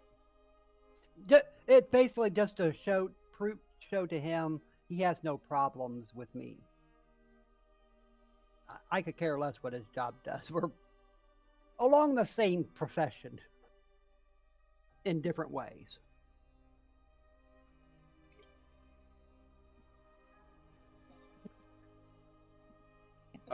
Ghost. Long Cloud. So he takes that. Yeah, I saw it going down to set up the altar. And then I just realized, did we manage to grab the rum?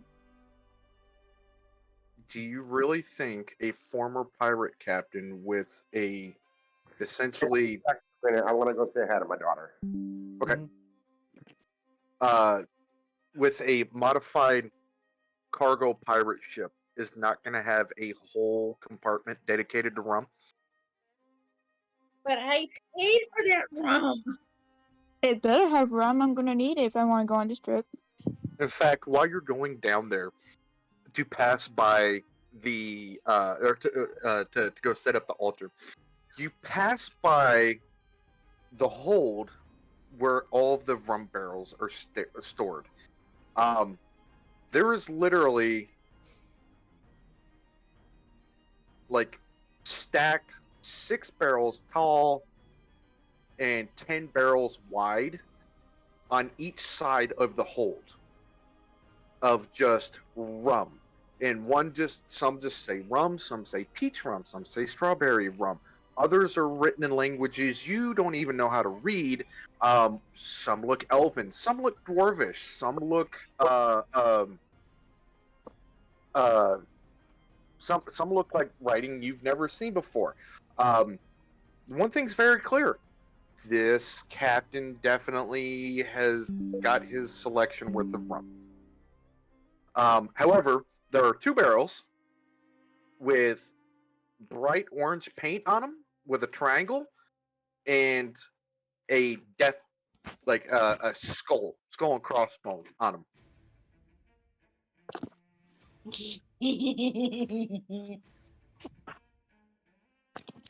Ghost, when he looks at the medallion, he recognizes what the medallion is, and he understands that it is a medallion of your family. He says, I've seen these before. I am not familiar with the individual factions of your kind. However, in Bastion, I do have a contact that is quite familiar with these kind of medallions, and if anybody knows, he will.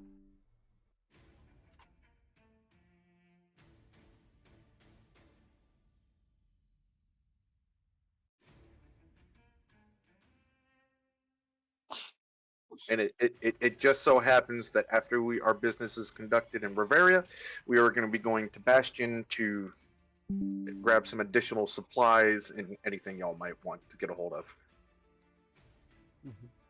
before we set out in earnest for Paradise.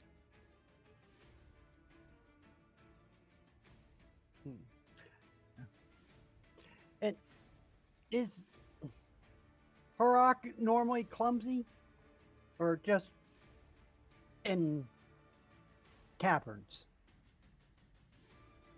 He kind of considers for a moment, and he taps his chin. I mean, clumsy's not the word I'd use for it. He kind of taps his head. Let's just say sometimes his clumsiness is thirst-induced. Oh, yeah. Because, I mean, we have bounty hunters come in. He takes a nap. We take care of bounty hunters. Then he wakes up when it's time to run. He kind of turns back to his brother and gives him a glare. And the first mate waves his hands. No, that's not how it happened at all.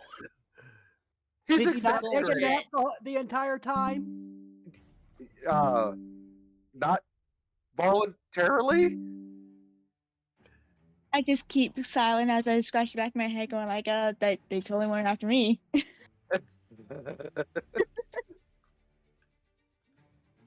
I could care less who they were after. They didn't. If they're after somebody, that's somebody who should be a friend. If they're wanted.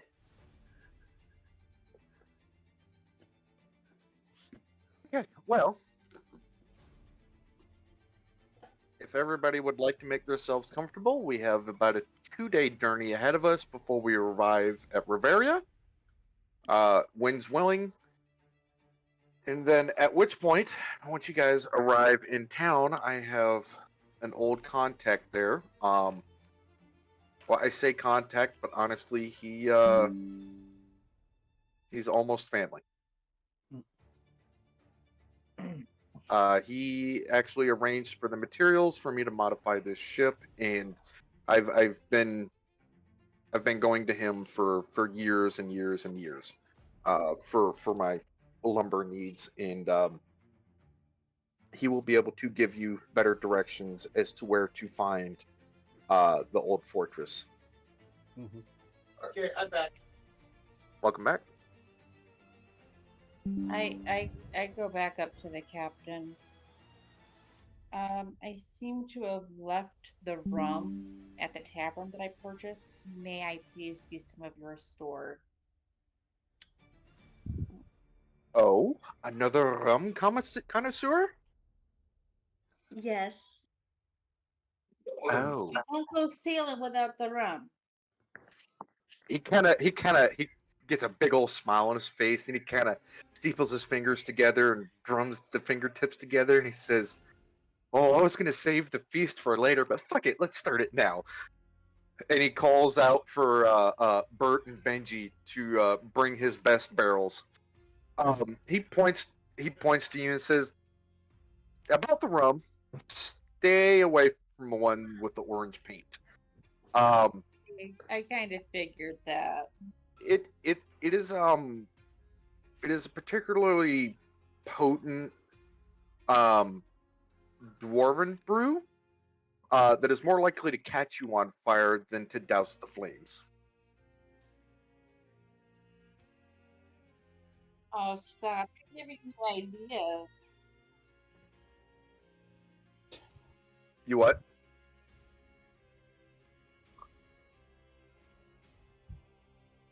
What were you saying, Anthea?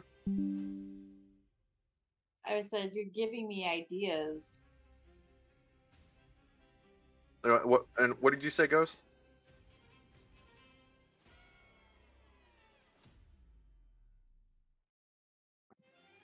Oh, dwarves are so much fun, and they make some of the best rum I have ever had. He says, "Oh, by the way, in the captain's quarters, there are 3 barrels of a special dwarven brew made just for me of rum. I don't care who you are, family or not. I will shoot you on sight if I see you with it." Just tell me the name of the supplier because I would love to try some, but I'll only try it if you give me permission. He's absolutely. I would be more than happy to introduce you to him. But in the meantime, they're bringing up the rum. I shall have them bring up the food. Everybody feast, make yourselves comfortable, and enjoy the voyage.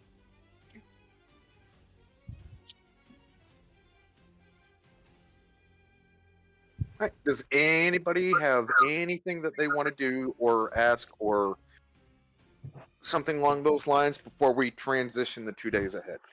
Can I roll a strength check to do arm wrestling? He wants to arm wrestle Harry.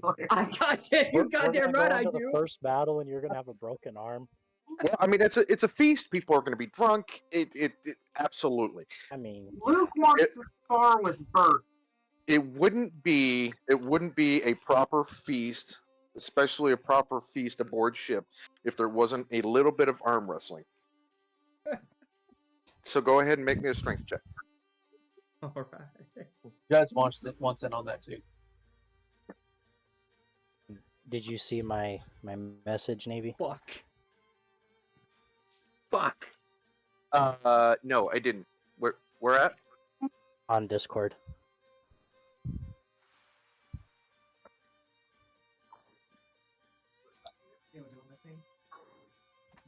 Damn, the one time I was hoping for a good strength check, I get bamboozled. Oh, I got one too. Yeah, Drew, we can discuss that later.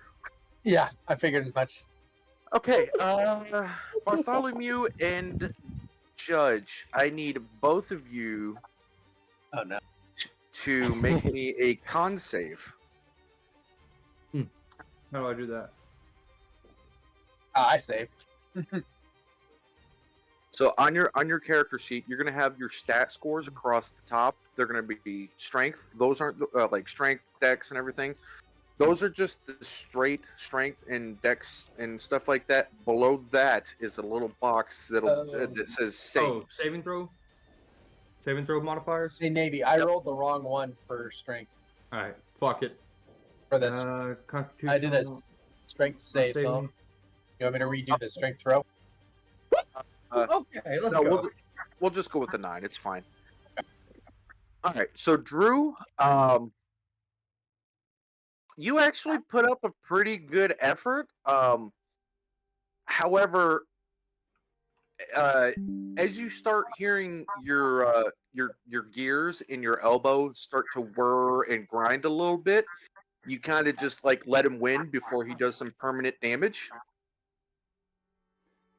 Bartholomew, on the other hand, you sprain your wrist from the effort of trying to arm wrestle Harry Larry. And unfortunately, it is your sword hand. So, but it is a sprained wrist, and we do have healers, so it's not a big deal. You're just a little sore the next morning. Guys and cure wounds. I don't want to try again. Yeah, Sierra can ban that, like, because you need to learn your lesson. She'll bandage it. All right, Anthea, what was the religion check for? She's going back down to the hold since she has a measure of rum to pour rum for Booth and for a prayer to Booth for a safe voyage. Hey, Rigger. Yes. Brute wants to try this arm wrestling. Okay, make me a strength check. That's what the religion check was for. Not 20 sound. I rolled it in D&D Beyond. Yep. Yeah, you did. That would be a 23 total. And then roll a 100. A D100? No. Don't need to do 100. So, after Judge and Bartholomew have had their turns, Harry Larry's looking a little winded, and as you sit down across from him, he doesn't really say much. He just kind of smiles at you. Takes the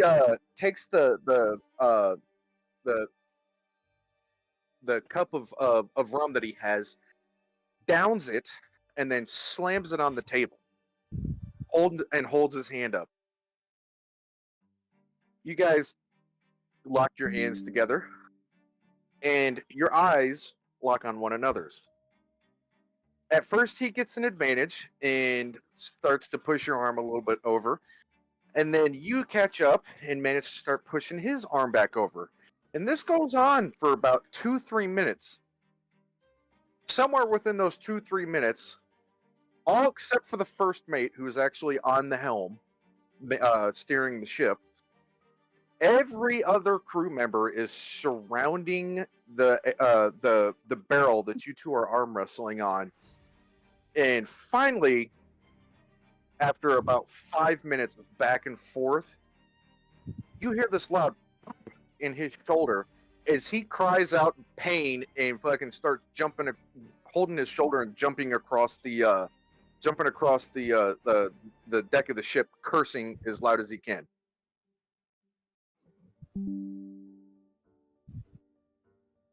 Dislocated his shoulder, man. Yep, you just Not dislocated Harry Larry's shoulder. Not cool. Captain kind of looks at you, looks back at Harry Larry, looks at you, and says, "Well, I'll be damned. That's a first." Usually, it's the other way around.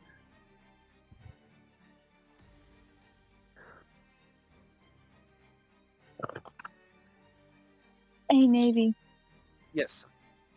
Did you see the message I sent in Row 20? Hold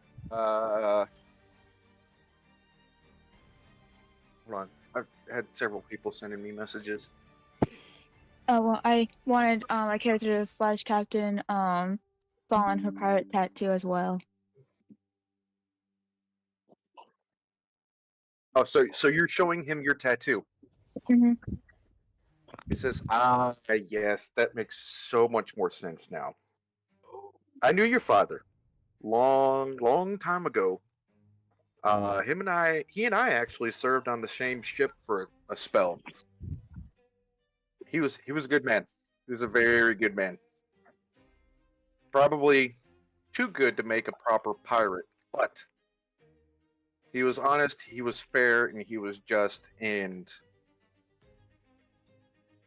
for a long time, I considered him to be one of my closest friends. How is he these days? About that.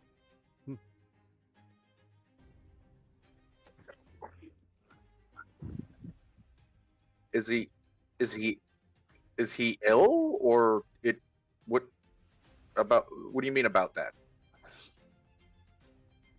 A couple years back, we ran into a little fickle.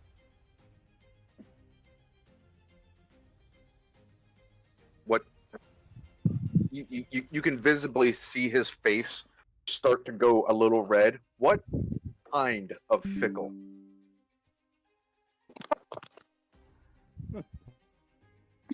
Well, one night we were having just a normal night when we were attacked by another crew. I don't know who, but they boarded, and we didn't go down without a fight, obviously, but I was the only survivor. He kind of puts a hand on your shoulder. Is like you can see he is visibly upset.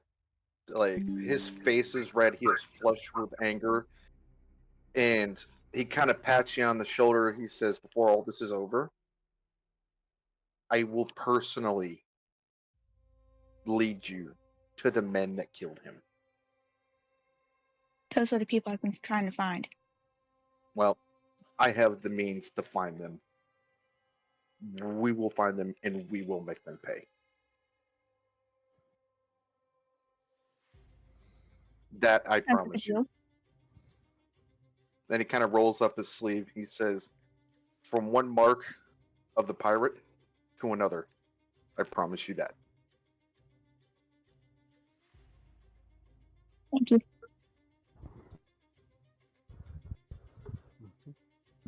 Okay. Anything else before we transition? I'm just gonna go spend time with Skink. Skink? Yep. And right, Lauren has balancing tricks. Sierra is, of course, doing her serving everybody, making everyone more comfortable. And Luke wants to spar with Bert. I sent you a GM. You roll 20.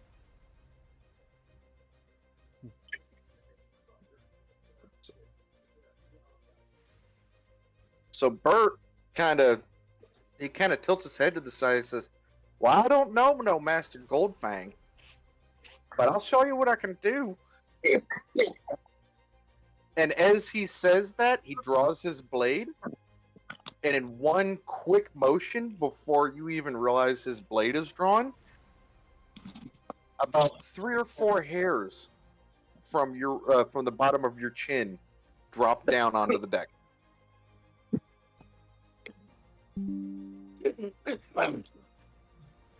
Luke gets down on his knees and bows deeply and goes, "Would you please teach me?" Get up, you're embarrassing me. I'll teach you what I know, but keep that hoity-toity fancy shit to yourself.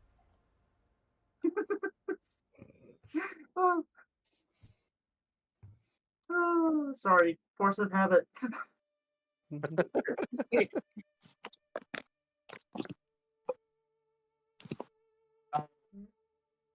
Viking, you want to ask the captain what he did before he was a pirate?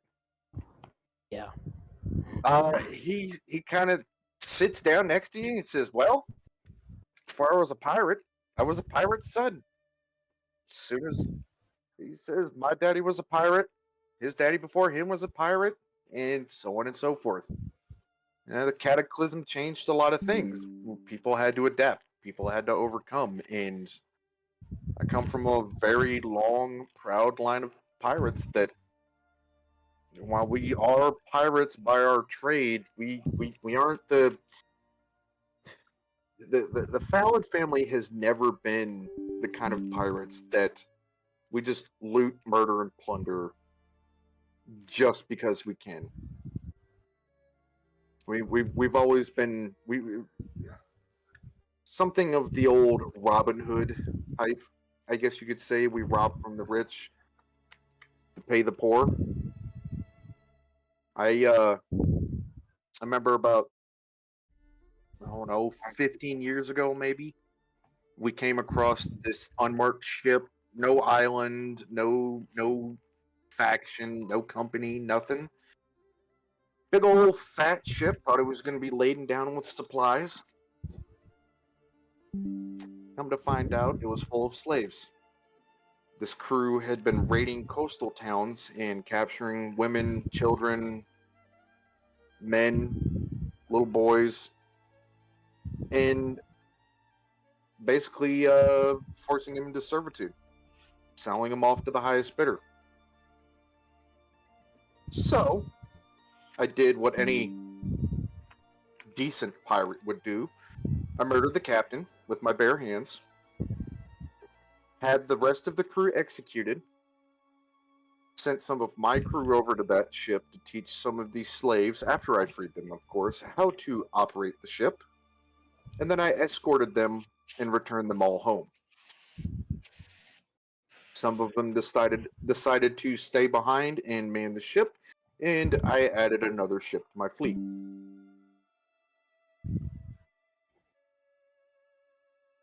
Now, big old fat laden government transport ship with a bunch of gold and jewels and all the other pretty things. I won't hesitate, because those are the same fuckers that are driving down or driving up prices, making the peasantry starve and suffer. The way I see it, if I hit a government ship full of gold that belongs to hoity-toity that sits in a freaking castle and orders people around all day, even if it just makes them suffer a little bit, I think it helps.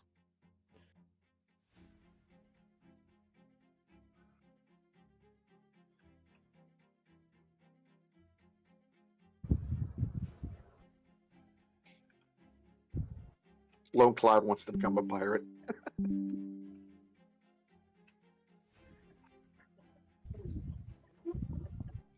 Oh. Okay, are we good to transition the 2 days forward? Yeah. All right, and the sound, turn the page. Ladies and gentlemen, welcome to Riveria. I'm just thinking about those language records, just like, oh, the word for this is this. Turn the record over to learn another word. Blogs. Careful, Potter. Your age is showing.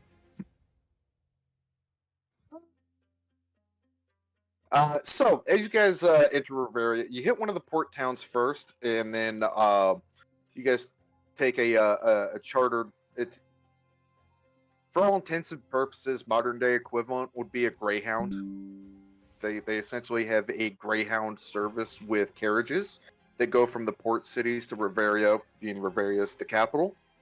Why? Because it is much easier. It's much quicker to ride a carriage from the port town to Riveria than to take a boat upstream.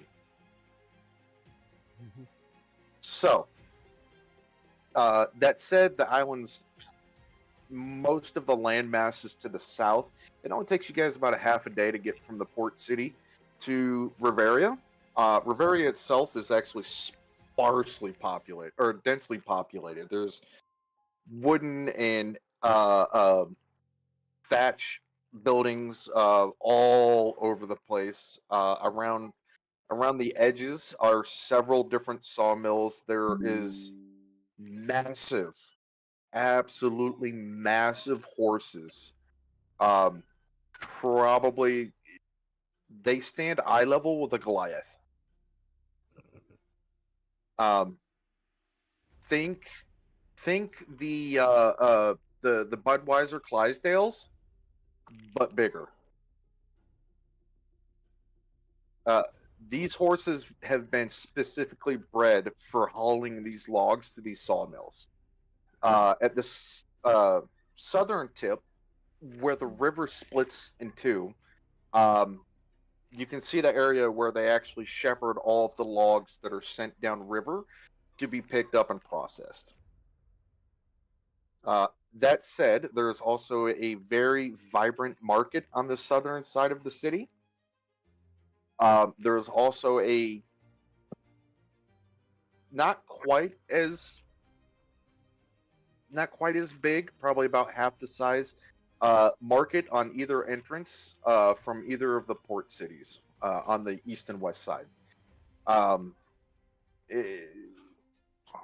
While they are markets, they're more of a staging point for material and goods to be transferred to the main market.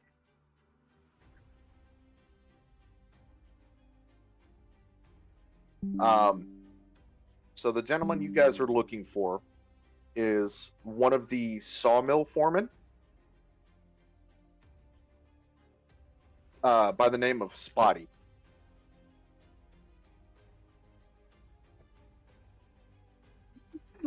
I'm sorry.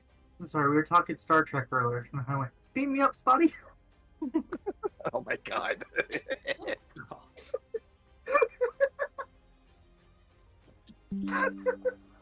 Only Potter.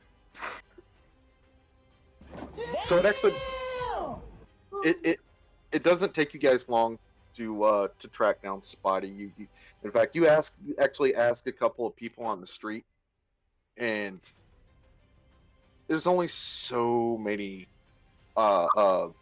sawmill foremen in the city, and the good ones usually have a reputation and people know them by name. Spotty happens to be one of the good ones. You guys actually managed to catch him on his lunch break, and he's a little bit intimidated by everybody kind of walking up to him and looking around or looking at him.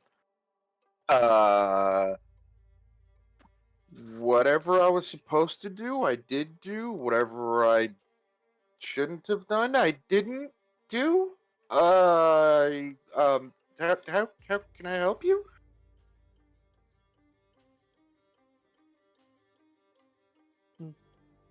Just point over their shoulder. The captain's with us. No, the captain is not with you. Oh, we have somebody which would like to speak with you.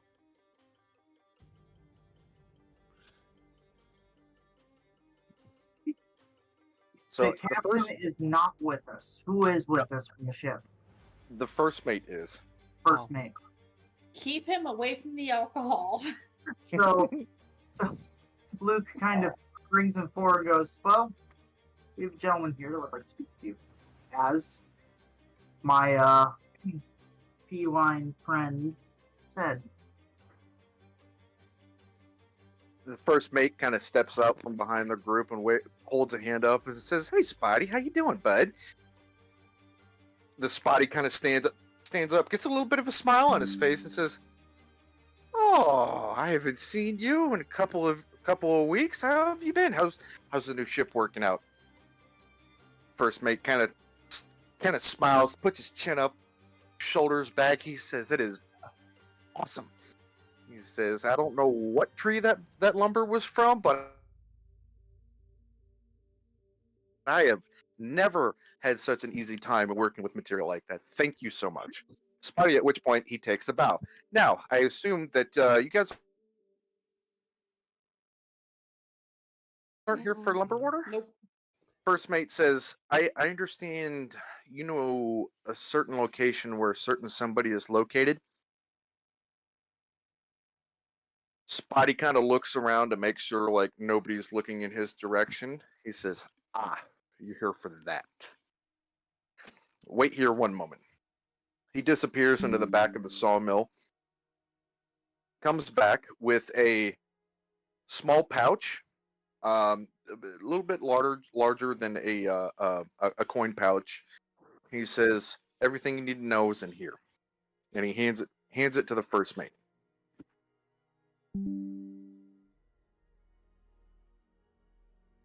Best of luck to y'all. And then he disappears back into the sawmill. Oh.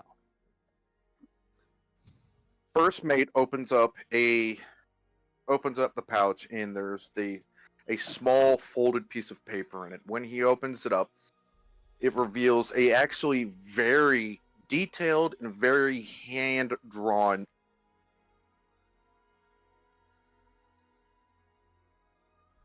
map. There's actually a couple of charcoal smudges on it. That is about the only issue with this map. That specifically lays out a path and roads, landmarks, everything you need to know, all the way down to certain pacing to jump from road to road to reach this fortress. He does have a note on the paper that says he only knows that is the headquarters of that particular individual. He does not know who or what else is inside. All he knows is that there has been reports in that general area of civilians and military caravans alike being ambushed, and most of the people in those convoys have been outright murdered, maimed, or even in some cases, some people have claimed to be kidnapped, although that hasn't actually been proven.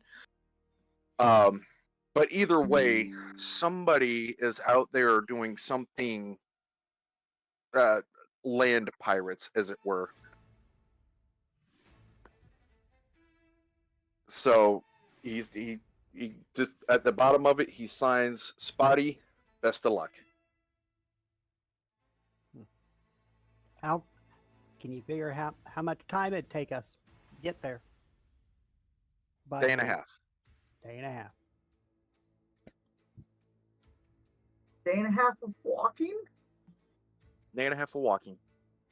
Wow. Oh, my feet. Get used to it. It's part of not being a noble. I know. He says, "Oh, my feet."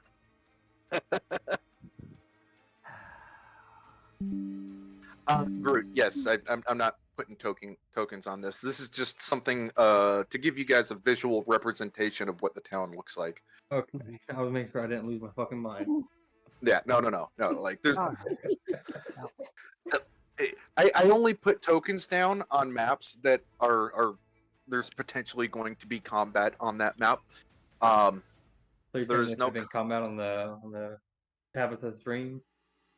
Eventually. Yeah. Brute have a question. Okay.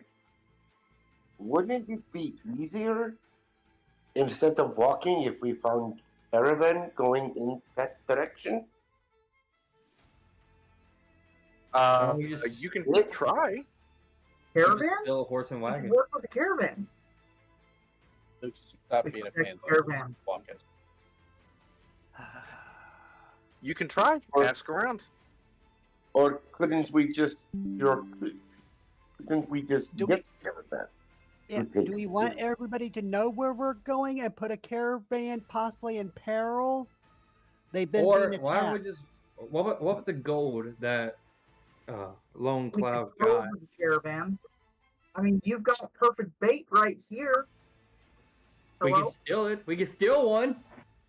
Dead at night, steal one. If you find a caravan of rich person, yes. Well, if you guys want to ask around and see if there's any caravans heading to the southern, heading to any of the southeastern villages, you're more than welcome to. Which would would look not like be out of a place. security detail with them, maybe? Yeah. I mean, I'm sure that if you find a I was caravan gonna leader, say, there what could. if we? Go ahead.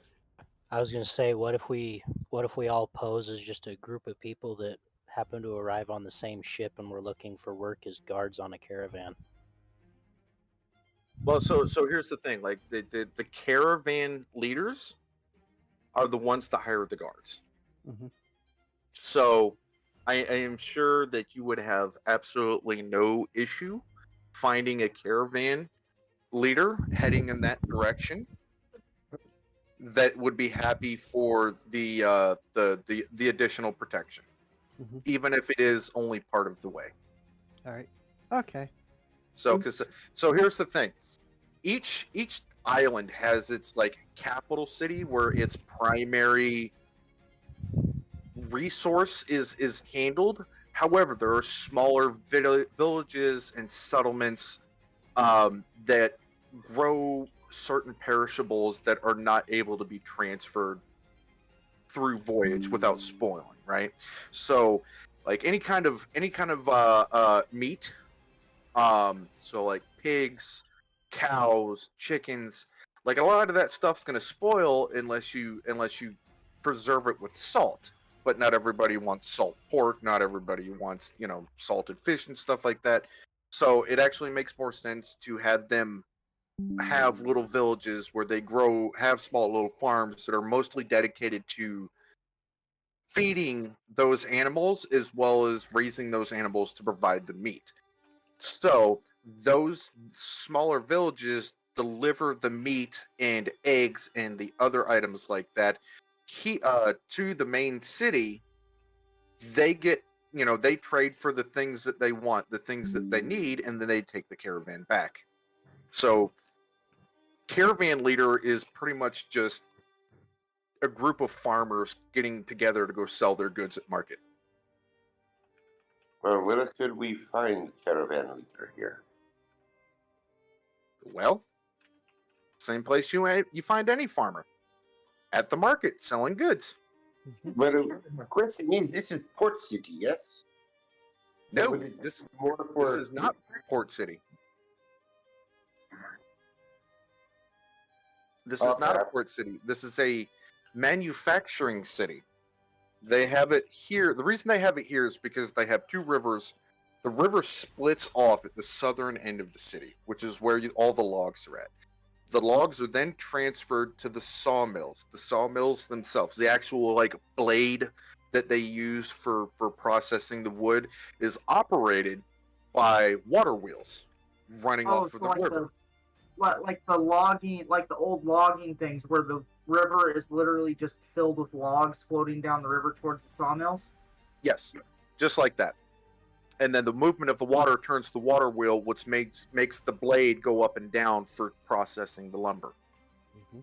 Somebody in the city development of Riveria just said, "Hey, we have a river on each side. Why not have lumber mills on each river?" So that's what they have set up. It is this is the lumber and timber capital of Fenowich. Most of the ships in existence on the water in Feowin have lumber in some form of fashion that they're partially built by lumber from Riveria.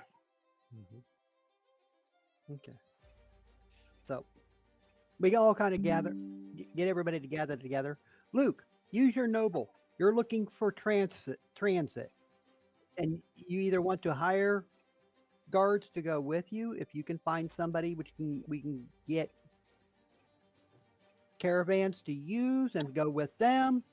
Some of us go over to the tavern, talk to some of the people to find a caravan. Others go to the market.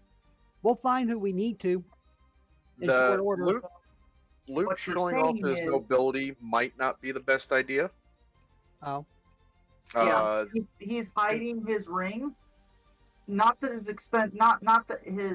his very expensive armor that he's wearing that is very obviously screams I'm a noble does any favors. Right. But at least his signet ring is hidden.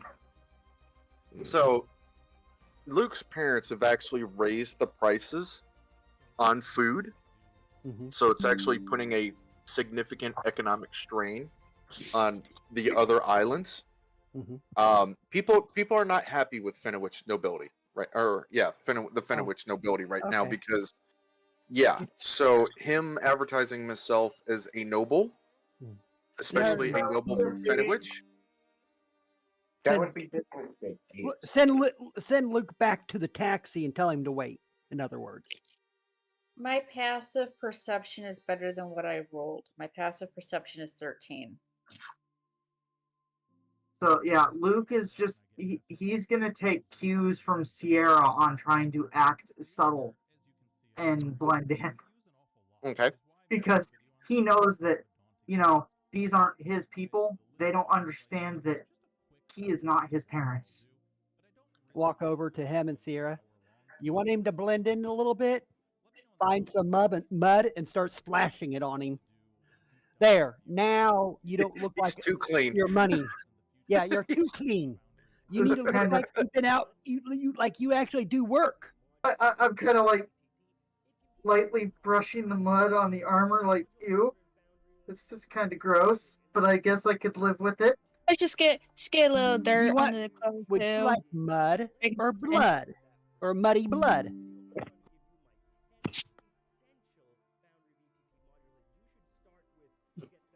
I suppose I could treat it like training. You're training. You're learning how to disguise, which is a form of training. I'll defer to you in the expertise of disguising, my feline friend. How are you going to go ahead and have a 7'4" giant?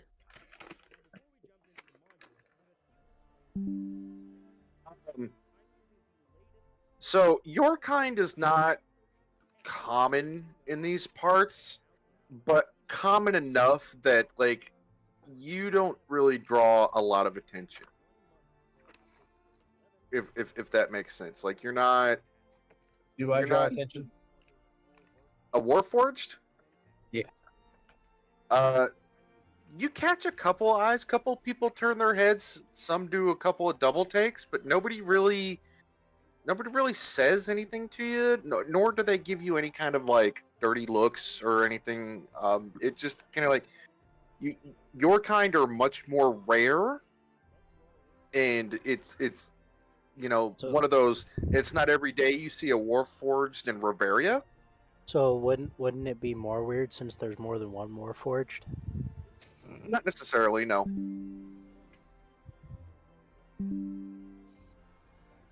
Because there are Warforged factions out there that travel in groups, but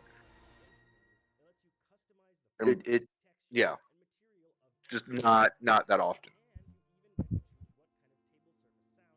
I think I'm gonna head to the market. Does anybody want to go with me? Yeah, that's where Brute's headed, to the market.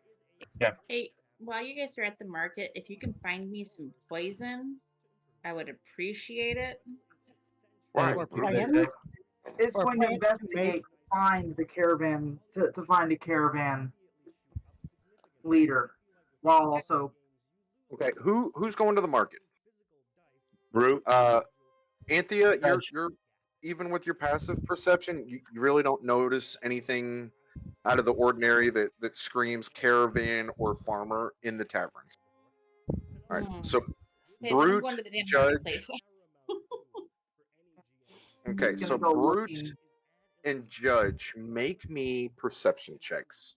Oh dear lord, this is gonna be fun.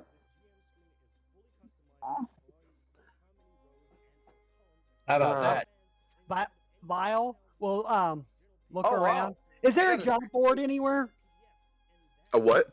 A billboard, like thing which would have jobs and stuff listed. Ooh. A job Like board? an ad listing? Community board. Yeah, community board or something. A lot of these villages would have. That's Yes, rough there one. would be a community board at the at the market. But it's more advertising like homemade, not homemade, but artisan items, blankets, silverware, dishes, stuff like that. Majority of the people here are kind of invested into the lumber trade, with a very few exceptions. Kind of look By around. the way, I rolled a 16. Yeah. Just sit there and walk 16. around, look around, and see if I see wagons looking like they're getting ready to travel. Yeah. Are they good? Yeah. Yep. So You had Drew, about half of it. so Judge, I thought you had taken about half of it. as you go into the market, there's a lot of people in the market. Very big city, very busy, very large market, and it takes you a little while to get around. But you happen to notice a stall being kind of dismantled. Like they're taking the cloth down off the top. The shelves are bare. They're kind of tucking everything away into a cart. And this old man, gray hair. He's got a slump to his back, or kind of like the whole Hunchback Notre Dame thing going on. He's got a cane, and he's kind of just got real bony fingers, and he's pointing at the cart. And two younger guys, possibly his, just judging facial comparisons, probably his grandsons, are loading heavy boxes into the back of the cart. I'm gonna walk up to him, Navy, and I'm gonna Okay. ask, Since you- sir, are you finished for the day? Yeah, we've sold everything off. We're fixing to head out. I don't really have any other goods to sell you, son. Can I help you with something? I'm actually not looking to buy them. I'm curious if you're looking for any hired help on your voyage back. I mean, I just got my grandsons. I mean, they're pretty talented with a felling axe, but I mean, I can't really afford to pay you much. Well, if you allow us to accompany you in your direction, off topic, where are we going again? I don't remember. Southeast. Southeast. By chance, are you going southeast? We are actually. If you mind us just tagging along and with you in your caravan, we'd be more than willing to offer our services. We have a group of guards that just came ashore. Well, I mean, how many is us? How many are we talking? Like 4 or 5? A dozen. Hold on, I didn't count. A dozen. A dozen or so. I think 11 character. No, I think 11 players, 12 characters. So you say 14. you say a dozen, and his eyes kind of go wide. Oh, Sonny, I can't afford to pay that kind of protection. Again, sir, it's not payment we're looking for. We're just looking for a little bit of a ride and assistance to help us in towards the southeast. For free? Yeah. I'd say so.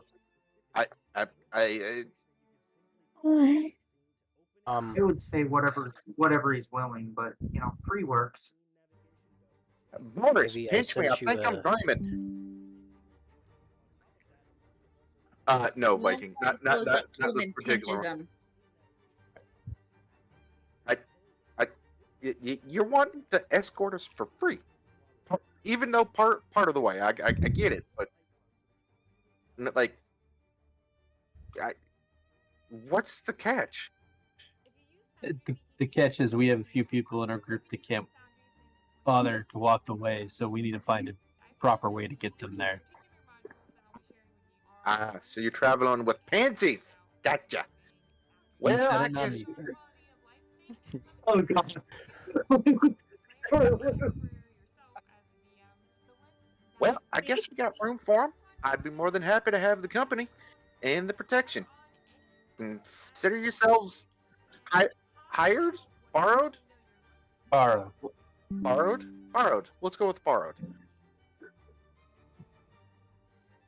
When do we leave? Well, as soon as we get these crates loaded, which probably be about another 10 minutes, we're going to be heading out. Okay, if you can give me a half hour, I'll go gather everybody else out. Okay, sounds good. So then I head back to the lumber mill to find Okay. everybody else. Long Cloud stays with the merchant. Okay, so you guys have transport for your poor little feet. Oh, for one set of feet. For the PNC. It's gonna be a recurring joke now, isn't it? Oh shit! I totally forgot about intermission. I guess we can do that now. Yep. Let's do ahead and do a 5-minute intermission, and so be back at 11:45, and we'll go till 11 tonight. You know it's going to be a running joke now, right? It is going to be a running joke, but you know, I put that as part of, you know, I actually put that in the notes. Every once in a while they'll complain he can't go horseback riding anymore, particularly when his feet are sore from walking around all day. Yes. He's a noble. He's not used to it. You know, he's pansy. He may have, you know, he may have been raised harshly and be insane from said raising, but you know, he's still a noble. So here's some context. Due to the lack of real estate, so to speak, things like the luxury of horseback riding and stuff like that, like, hasn't really been an option. The nobility who have large amounts of land and money to, you know, excess money to spend on things like raising horses for pleasure, for horseback riding and racing and stuff like that. It's essentially, it is this world's version of NASCAR. Hey, Potter, how tall is your character? Luke. Okay. Luke is he's 5'6". Okay. He's a shorty. For the most part, and Sierra is 5 foot. Domesticated animals in this world are either used for food or for labor. It is extremely rare to have them be used for fun. For pet. And Luke left his horse at Fenwich, out in front of the tavern. Okay, I left the rum there. And my character is very sad. We can commiserate together. But you like my way of decorating you so you don't look so. Just throw mud on you. If mud isn't good enough for you, we'll come up with some muddy blood for you to really make you look like a mercenary. This isn't Harry Potter. We're not doing mudbloods. Dirtying the armor up and making it look scuffed is good enough. Maybe tear the sleeves a little bit, free the body of the cloak. Something. Yeah. If you want to be a person of your people, then you need to be your people. Damn, skip it. Hey, Rigger, I just sent you a DM. You'll get a good kick out of that one. Wow, wow, it's very nice. Just gonna There's have no to such teach thing as this. unicorns? And we'll use the old man's terms. This pansy, what it means. Maybe out to of a person. I may be out of mana, but I'm not out of options. Hey, Rigger, check your DMs on Discord. You'll get a kick out of it. I like that. Maybe out of very, very well. You like that, huh? Tag. Yeah, I do. Fight the fairies! You fight those fairies! Okay, whoever has the supernatural stuff, I need you to share it so that I can use it. Okay, you know what I did? I went to zedge.net and downloaded the ringtones to add to my soundboard. But I don't have a. Hey, how do I get a fucking soundboard on Discord? It should be on. You should have a free 8 sound slots as part of your profile, because your profile you have your own thing, and it should be under server settings and soundboard. And then what I did was I went to zedge.net, downloaded those ringtones, and then clipped 5 seconds from the ringtones. That's Getting suspicious. Pudding!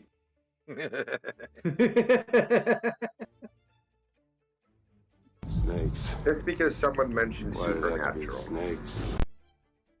Okay, so about halfway into their journey, Emotional damage! you guys start recognizing landmarks, and you realize that this is where we hop off. The old man and his grandsons, shake everybody's hand. Thank y'all so much for accompanying y'all, or accompanying them down the road. You've actually gotten them through the most dangerous part of it. And you can see why you guys actually passed through a ravine, a valley that was essentially cut out into a hill, which would have been a great ambush point for would-be bandits. So you guys have gotten them through the actual most dangerous part of it, and at this point, it's time to proceed on foot. However, while you still have, it's in the afternoon, and you guys still have about a half day worth of travel. Mm-hmm. So I am going to need navigation checks from whoever wants to do the navigating through the woods. Hint, hint. Rangers. Oh, Rangers? Yeah, I have coastal. All right, I need nature checks. Nature checks. Okay, skills. I'm a barbarian. I have nature. Yeah, I think it'll be me. Yeah. Are we all rolling or just individual? Yeah. Whoever thinks they have, decent nature skills. I subtract 1 from that roll. No. Would I have What any did you roll, of... Dag? No, I said I'm not going to roll that because I subtract 1 from the roll. Oh, yeah, no, probably not. You and me both, brother. Viking, you can roll if you want. Considering your character's history, you would have some experience with maps. Right. Well, and I was wondering if me growing up here would have any sort of effect on us navigating the area. Never mind. Doesn't matter. Doesn't matter. Yes, Viking. Actually, it would have an impact because this would somewhat be your backyard. Go ahead and make that nature check at advantage. Okay, so how do I do this? Just do nature check twice. 20. I didn't want to roll that. Two will Oh, hit. I just I rolled didn't roll one now? that. Alright, so roll it again. I was trying to look at advantage stuff. I did not mean to roll that. So what do I need to click on to roll? Just roll for an this? straight then. So you see the skills that you have: athletics, acrobatics, arcane, so on and so forth. Down towards the bottom of that list is going to be nature. Go ahead and roll twice. I need to as well. No, you did. You rolled. Okay. You rolled. So I just click on it twice, or do I need to click on my character on roll 20 first and then roll No, and nope, beyond? you don't have to. You don't have to click on your character for this. You just click it twice, and it should roll here twice. Did it roll the first one? There There it goes. It it's rolled just- that one. All right, roll it again. 20.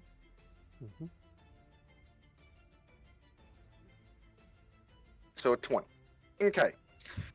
So, as you guys are looking at the map, Lone Cloud and Luke kind of start butting heads on interpreting the hand-drawn map, and you're kind of getting the feeling that you guys are a little bit lost. While the landmark looks familiar, you guys have kind of lost your orientation a little bit. So Valtheris kind of peeks at the map a little bit, and being a cat, he does what cats do. He actually climbs to the top of a tree and kind of looks out, sees the next landmark that you guys are supposed to be heading for, and says, "Yeah, we're supposed to go that way." Climbs down, and Viking says, "Oh, not Viking. Paz kind of recognizes the area a little bit. He's like, "Yeah, I'm pretty sure Valtheris is correct in that direction, because if memory serves me right, there used to be an old guard outpost out there about a decade, maybe two ago, that was abandoned due to just them not really needing it anymore. Although now things have obviously changed, and this area's got a lot more dangerous. But it's just apparently the nobility just doesn't give a shit. But thanks to Valtheris and Paz, you guys actually successfully managed to make it to the next landmark, which at that point, it's just a matter of pacing north to find a broken down, kind of neglected, like stone path that eventually leads you guys to the abandoned fort. On a meal for load pay. Lone Cloud and Duke are just yelling at each other. I see a black screen. I see a black screen too. Yeah, this is where dynamic lighting comes into play. Yep. Dad, it's dark. Yeah, but I should have dark vision.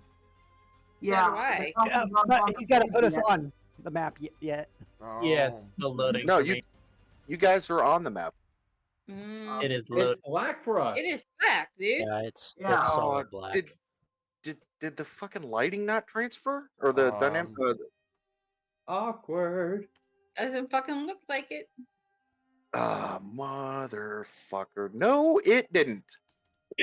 I know my character has dark vision. Okay. I have dark vision. He doesn't. All right. I'm don't. gonna start. I'm gonna call out names. Let me know if you have dark vision or not. Azrael. Yeah. Yes. Yes. Okay. Night vision 60 feet. I'm guessing, not 602. Holy 60. shit. 60. Okay. Bartholomew, you are human, correct? Yes. Okay, you do not have night vision or dark vision. Oh, I can see. Silona does. And I believe 60 feet. 60 feet. Okay. Judge, you do not have dark Not. vision, right? Okay.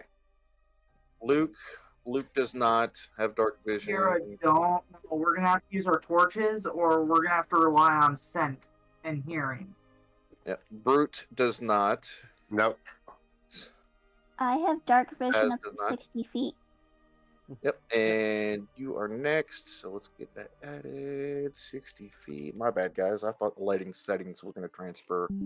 Valtheris definitely does.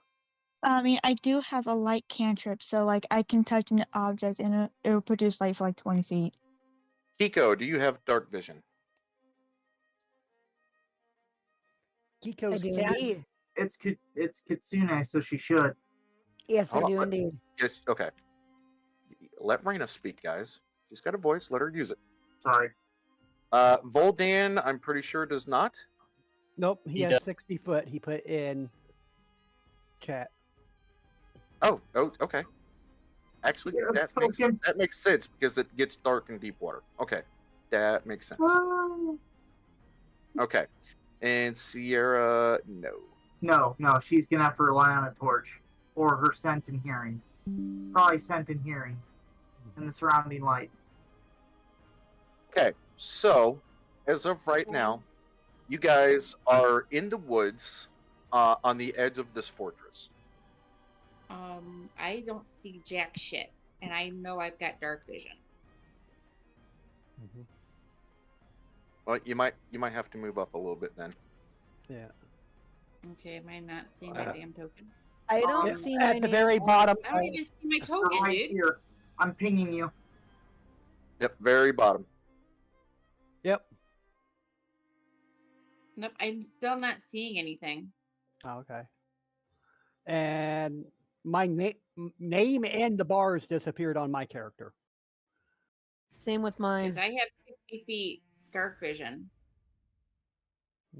Your refresh page. Yeah. Yeah. Wait, Refresh, you're- Kiko.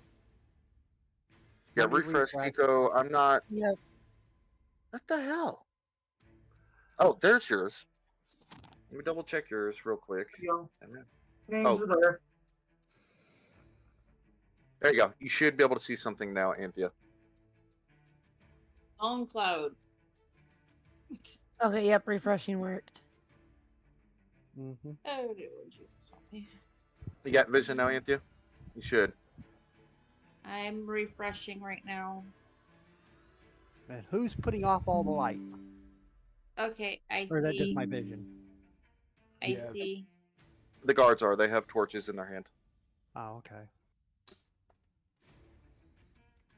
Oh, so we can see them. Yeah.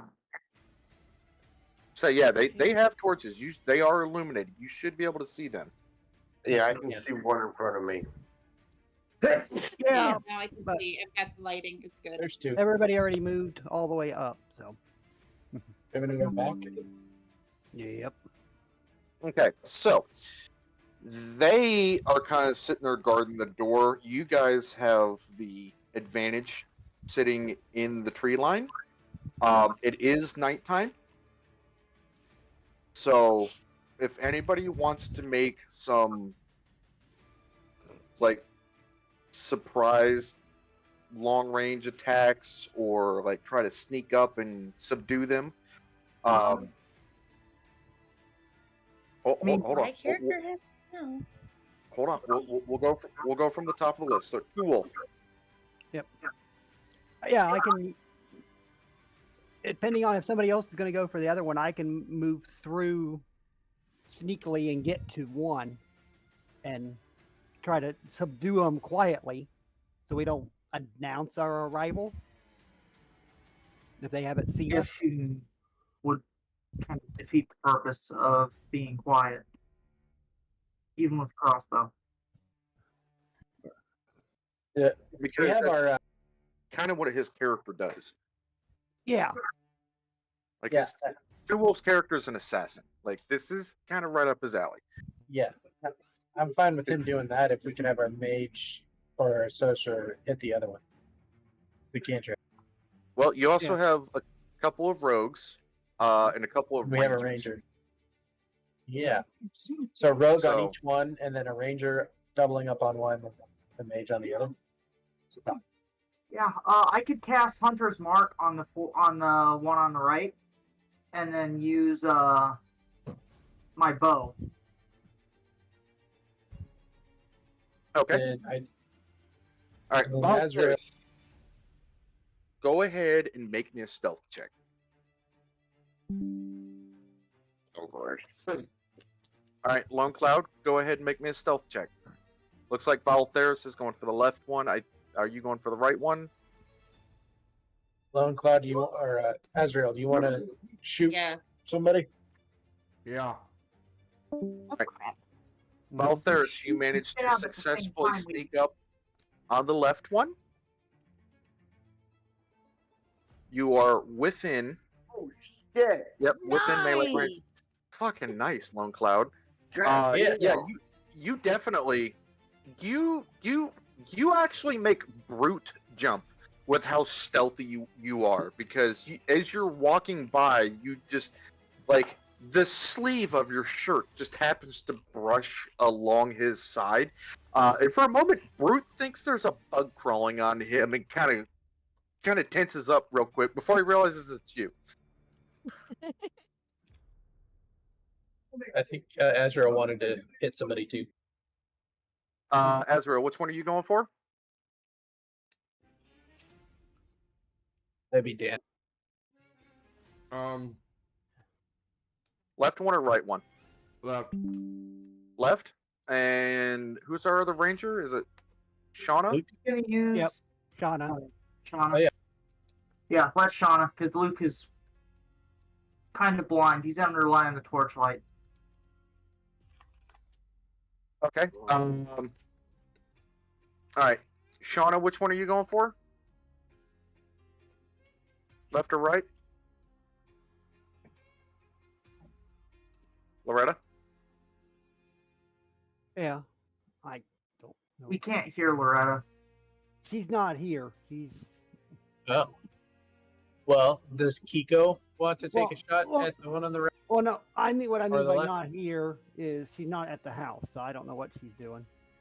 Okay. Loretta.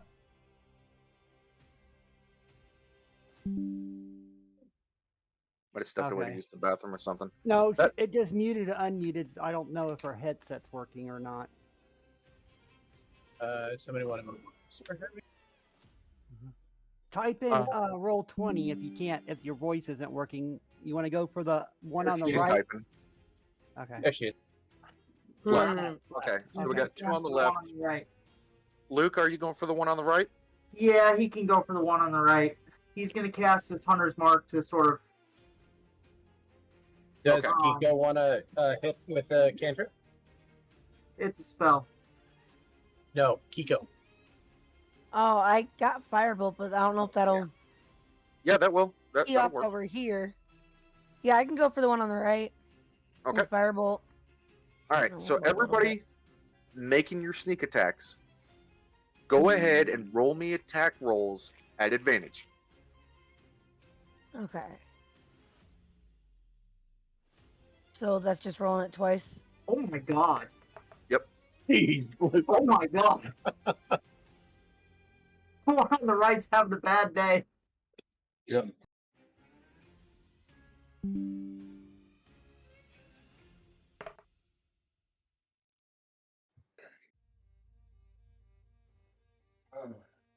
There you go, Kiko. There we go. My second one went through really good. Yep. Okay, so we'll start with the one on the right. So Lone Cloud managed to sneak up pretty much silently. The fortress guard doesn't even suspect anybody is out there, as Lone Cloud shoves a dagger into his rib cage. As he goes to scream in pain, a well-placed arrow actually lands square in the middle of his throat, cutting off the sound completely. But his mouth is open as he's trying to scream in pain. Shortly before a firebolt hits him in the mouth and essentially just blows his head off. I'll take it. On the left, He had a bad day. that was all within the course of like a second or two.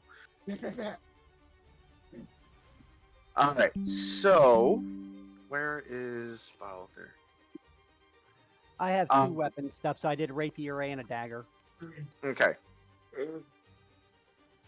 So Valtheris manages to sneak up on his guard.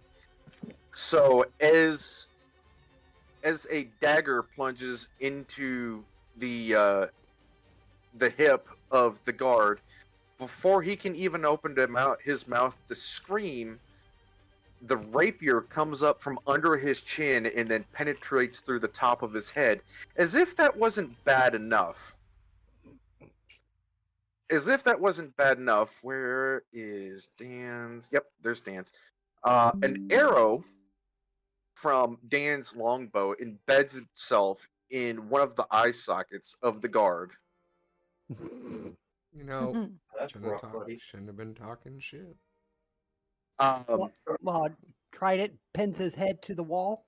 No, the trident actually hits him so hard, it penetrates through his chest and in between two of the stones that the fortress are made out of, and makes a satisfying twang as it finally comes to rest, pinning him to the wall.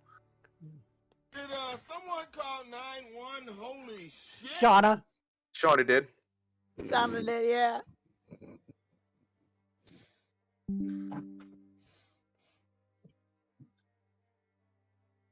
And that is how you take people out quickly. Ooh. I look at the Trident and go, oh, thank you for the step. And kind of start to use it to climb up on the wall.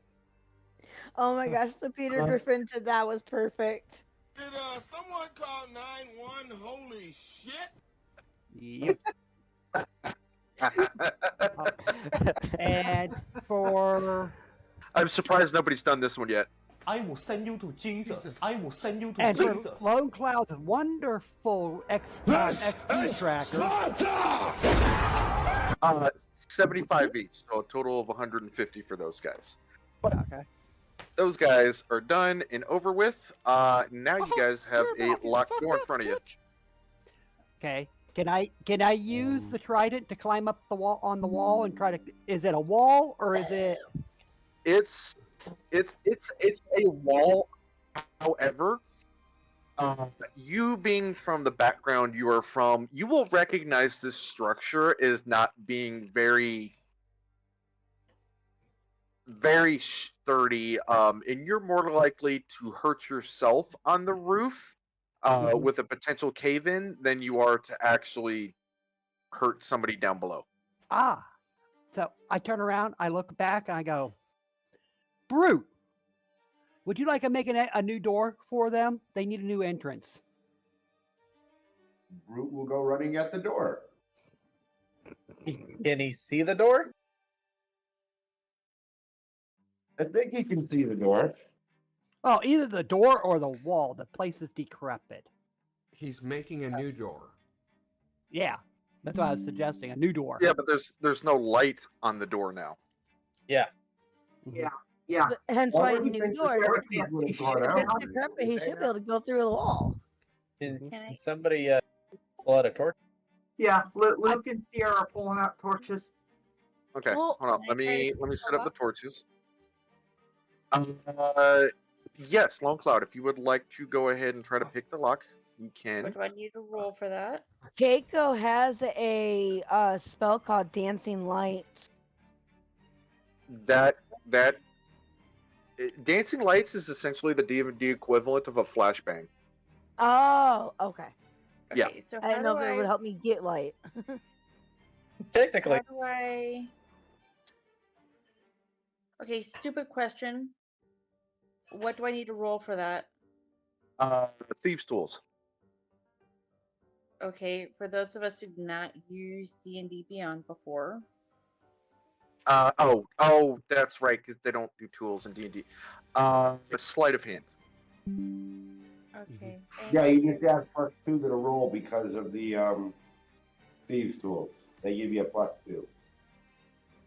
Alright. Sierra and Luke now have torches. Did it roll? Why did this one didn't roll? Come on. There we go. This should help light up the area for you, Brute. Maybe 11:30. Oh, thank God. Maybe a little sooner. 15? No. Because I have +2 for the fact that I'm using thieves' tools. Considering this is like a thick fortress door that they would use for keeping enemies out, 15 is actually the DC, so you just barely make it. The door is now unlocked. But don't tell Brute. Huh?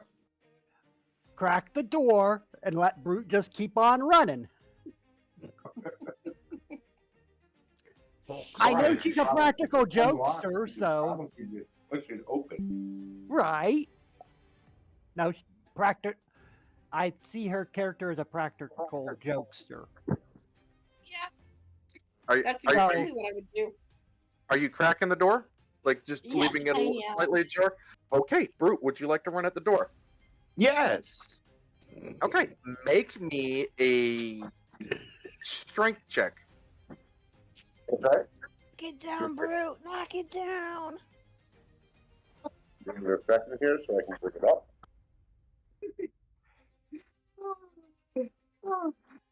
See that door? I don't like it. What'd you roll for the strength check? A 17. 17. So, as everybody kind of clears out of the way and makes the little path for you, you kind of you're backing up like playing football with your uncle and he getting ready to throw you a fucking lob of a football and keeps telling you to back up, back up. You're doing that little jig backwards as you kind of just get ready. You're kind of shaking your arms, shaking your legs, getting ready for, getting ready to sprint, loosen yourself up a little bit. And you charge full fucking speed as fast as you can at this door. And you drop your shoulder right before you're about to hit it. As the door flies open,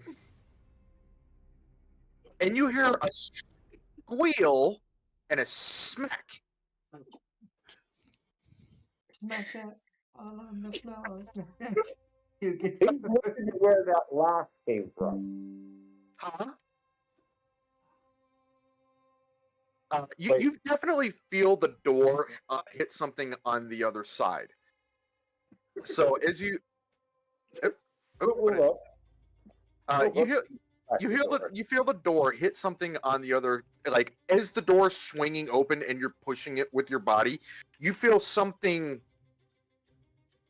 somewhat heavy on the other side of that door, that felt more like a speed bump, and you hear a little squeal and a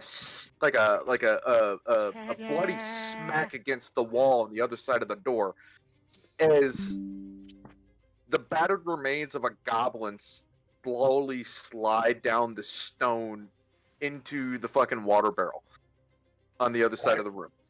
Can I run in after him? Who has seen the original Transformers, the movie? The 19...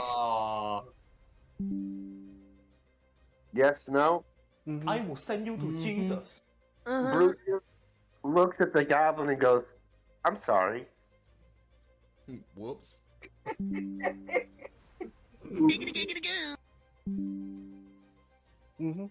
All right, so yep. So at this point, everybody can line up in the doorway. Or would you assume Brute's gonna be first? Yeah. So I mean, kind of ran in, literally. No farther than Brute. That kills people. I'm even with it. He just yeeted a fucking goblin with a door.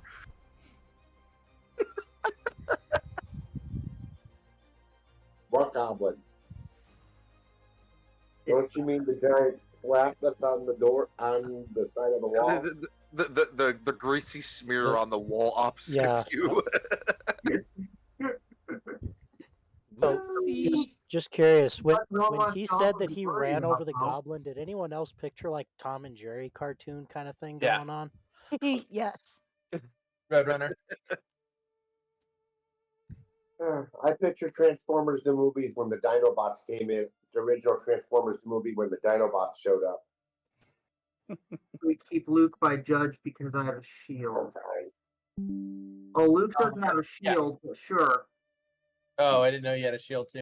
No, I don't have a shield. No, I have a torch in one hand, a katana in the other. He's a ranger, not a... Yeah, I have a shield, so I can't hold it. Like, Oh, yeah. Yeah, you can't hold a torch. Okay, yeah. Well, you can, but you can't hold the shield at the same time. All right, yeah. Luke will be your light. Okay, so we have an option. We can go ahead and leave session as is, and then start of next session we can roll initiative and start the combat, or we can try to get 15 minutes of combat in and call 11:30 end of session. I know we've got people that got an early morning, so I'm going to leave it up to you guys as to what you want to do. I would say save session, save battle. Hold on. Two Wolf. Not a bad stopping point. Yeah, I think it's a good stopping point. Yeah, I was gonna say I think it's a good spot to stop because I do have to get up tomorrow. So. Okay. I gotta be up at 03, so I gotta get some sleep. Oh yeah. Okay. Anybody else for calling it a night? I'm good. Okay. I'm good for calling it a night. And I just had your connection to the servers being interrupted pop up, so. Okay. Well, we will call it quits here. What is the XP for? Mission failed. We'll get them next time. It's 75 each. Yeah, for the two guards. No, the goblin. The grease on the wall. Oh, the goblin. Banana. Stand by. I gotta look it up. Like banana. I love that. Value is that? How many players we got? 11? No, not it's not a battle. We're not divided. So- We don't divide it up until after the battle. I'm writing it down for my encounter thing. Okay, so the goblin's 50 XP. Okay. Yeah. Yeah. Each of the goblins are 50 XP. Thank you. 1, 2, 3, 4, 5, 6, 7, 8, 9. So 200 for this little encounter that we just. Yep. But the XP is not divided up until after the battle. Correct. But running total right now is 200. Yes. Yep. You said 50 for the goblins, right? Yep. 50 for the goblins. Thank you. And how much for the goblin? Oh, never mind. That's 50. Okay. no for the goblin archers. Those weren't goblins. Well, once they die, we'll figure out the XP. They haven't died yet. But I've got the 3 that are dead written down. Yeah, if you look at the Google Doc, I've actually got it. I've got it doing auto calculations. Cord is right. His cord is right there. Your mom commandeered the actual. No. Here. Okay. All right. So we will go ahead and call that end of session, and we will start out next week with No, it's not. It's right here. you It's right guys the other end. raiding this abandoned fortress, trying to find the map. I think your mom took the brick for one of the kids. Yeah. Maybe. In the thing, I marked Anthea's message earlier, which she put the doc in for you to pin. So it's easy to find so we don't lose it. Yep, I'll do that right now. And pin. I got about. I maybe knew I 3.5 was hours. forgetting something too, Wolf. Thank you. Yep, not a problem. I was more concerned about making sure that I updated it. Yep. All right, I got about 3.5 hours till I gotta be up. So good night, fuckers. Good night. Good night, fucker. Yeah. All right. Well, good night, everybody. Night, Potter. I do have a 6:30 formation. Night, Potter. Yeah, I'm with that. I was trying to rush through some of the RP because I know you guys were anxious to stab some stuff. So Yeah. I think Not we're every- always not anxious every- to stab some shit. Yeah. Not every session we get to stab goodies. fucking them sneaking up and them attacks. believe I Holy rolled a- shit! I can't believe I rolled a fucking nat 20. I have crippling depression. That is what they ended up with. Yeah. Like with their HP, more than likely the rogues would have been more than enough to actually like take them out and like and But knock it was them out. way more fun to fucking annihilate them the way we did. Oh yeah, I they was got gonna fucking say from what obliterated. I've learned so far from watching Sin's games and everything, going overboard is kind of normal. Yeah. Like a barrel of rum for a flashbang to breach a room. That was my group. Things Oh, like yes. that. That was fun. That was a lot of fun. We did that last We did that. campaign. We rolled a barrel full of gunpowder in and had it lit on fire as we rolled it in, and it killed like 6 people. Oh yeah, we like to make an entrance. My Saturday group with Sin, they took a barrel of it was labeled it was labeled dwarven paint thinner, and then so somebody's a brewer and they created dragon breath brew. So we literally just rolled the barrel into the room with 3 hobgoblins, and then he took the dragon's brew real quick and then did a flame breath on the barrel, and it exploded and pretty much created like napalm in the room. Mm-hmm. It was kind of dirty, and I liked it. Like, modern tactics with ancient equipment. Mm-hmm.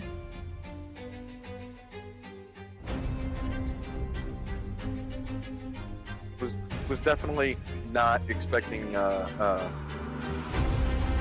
was kind of thinking Brute was going to roll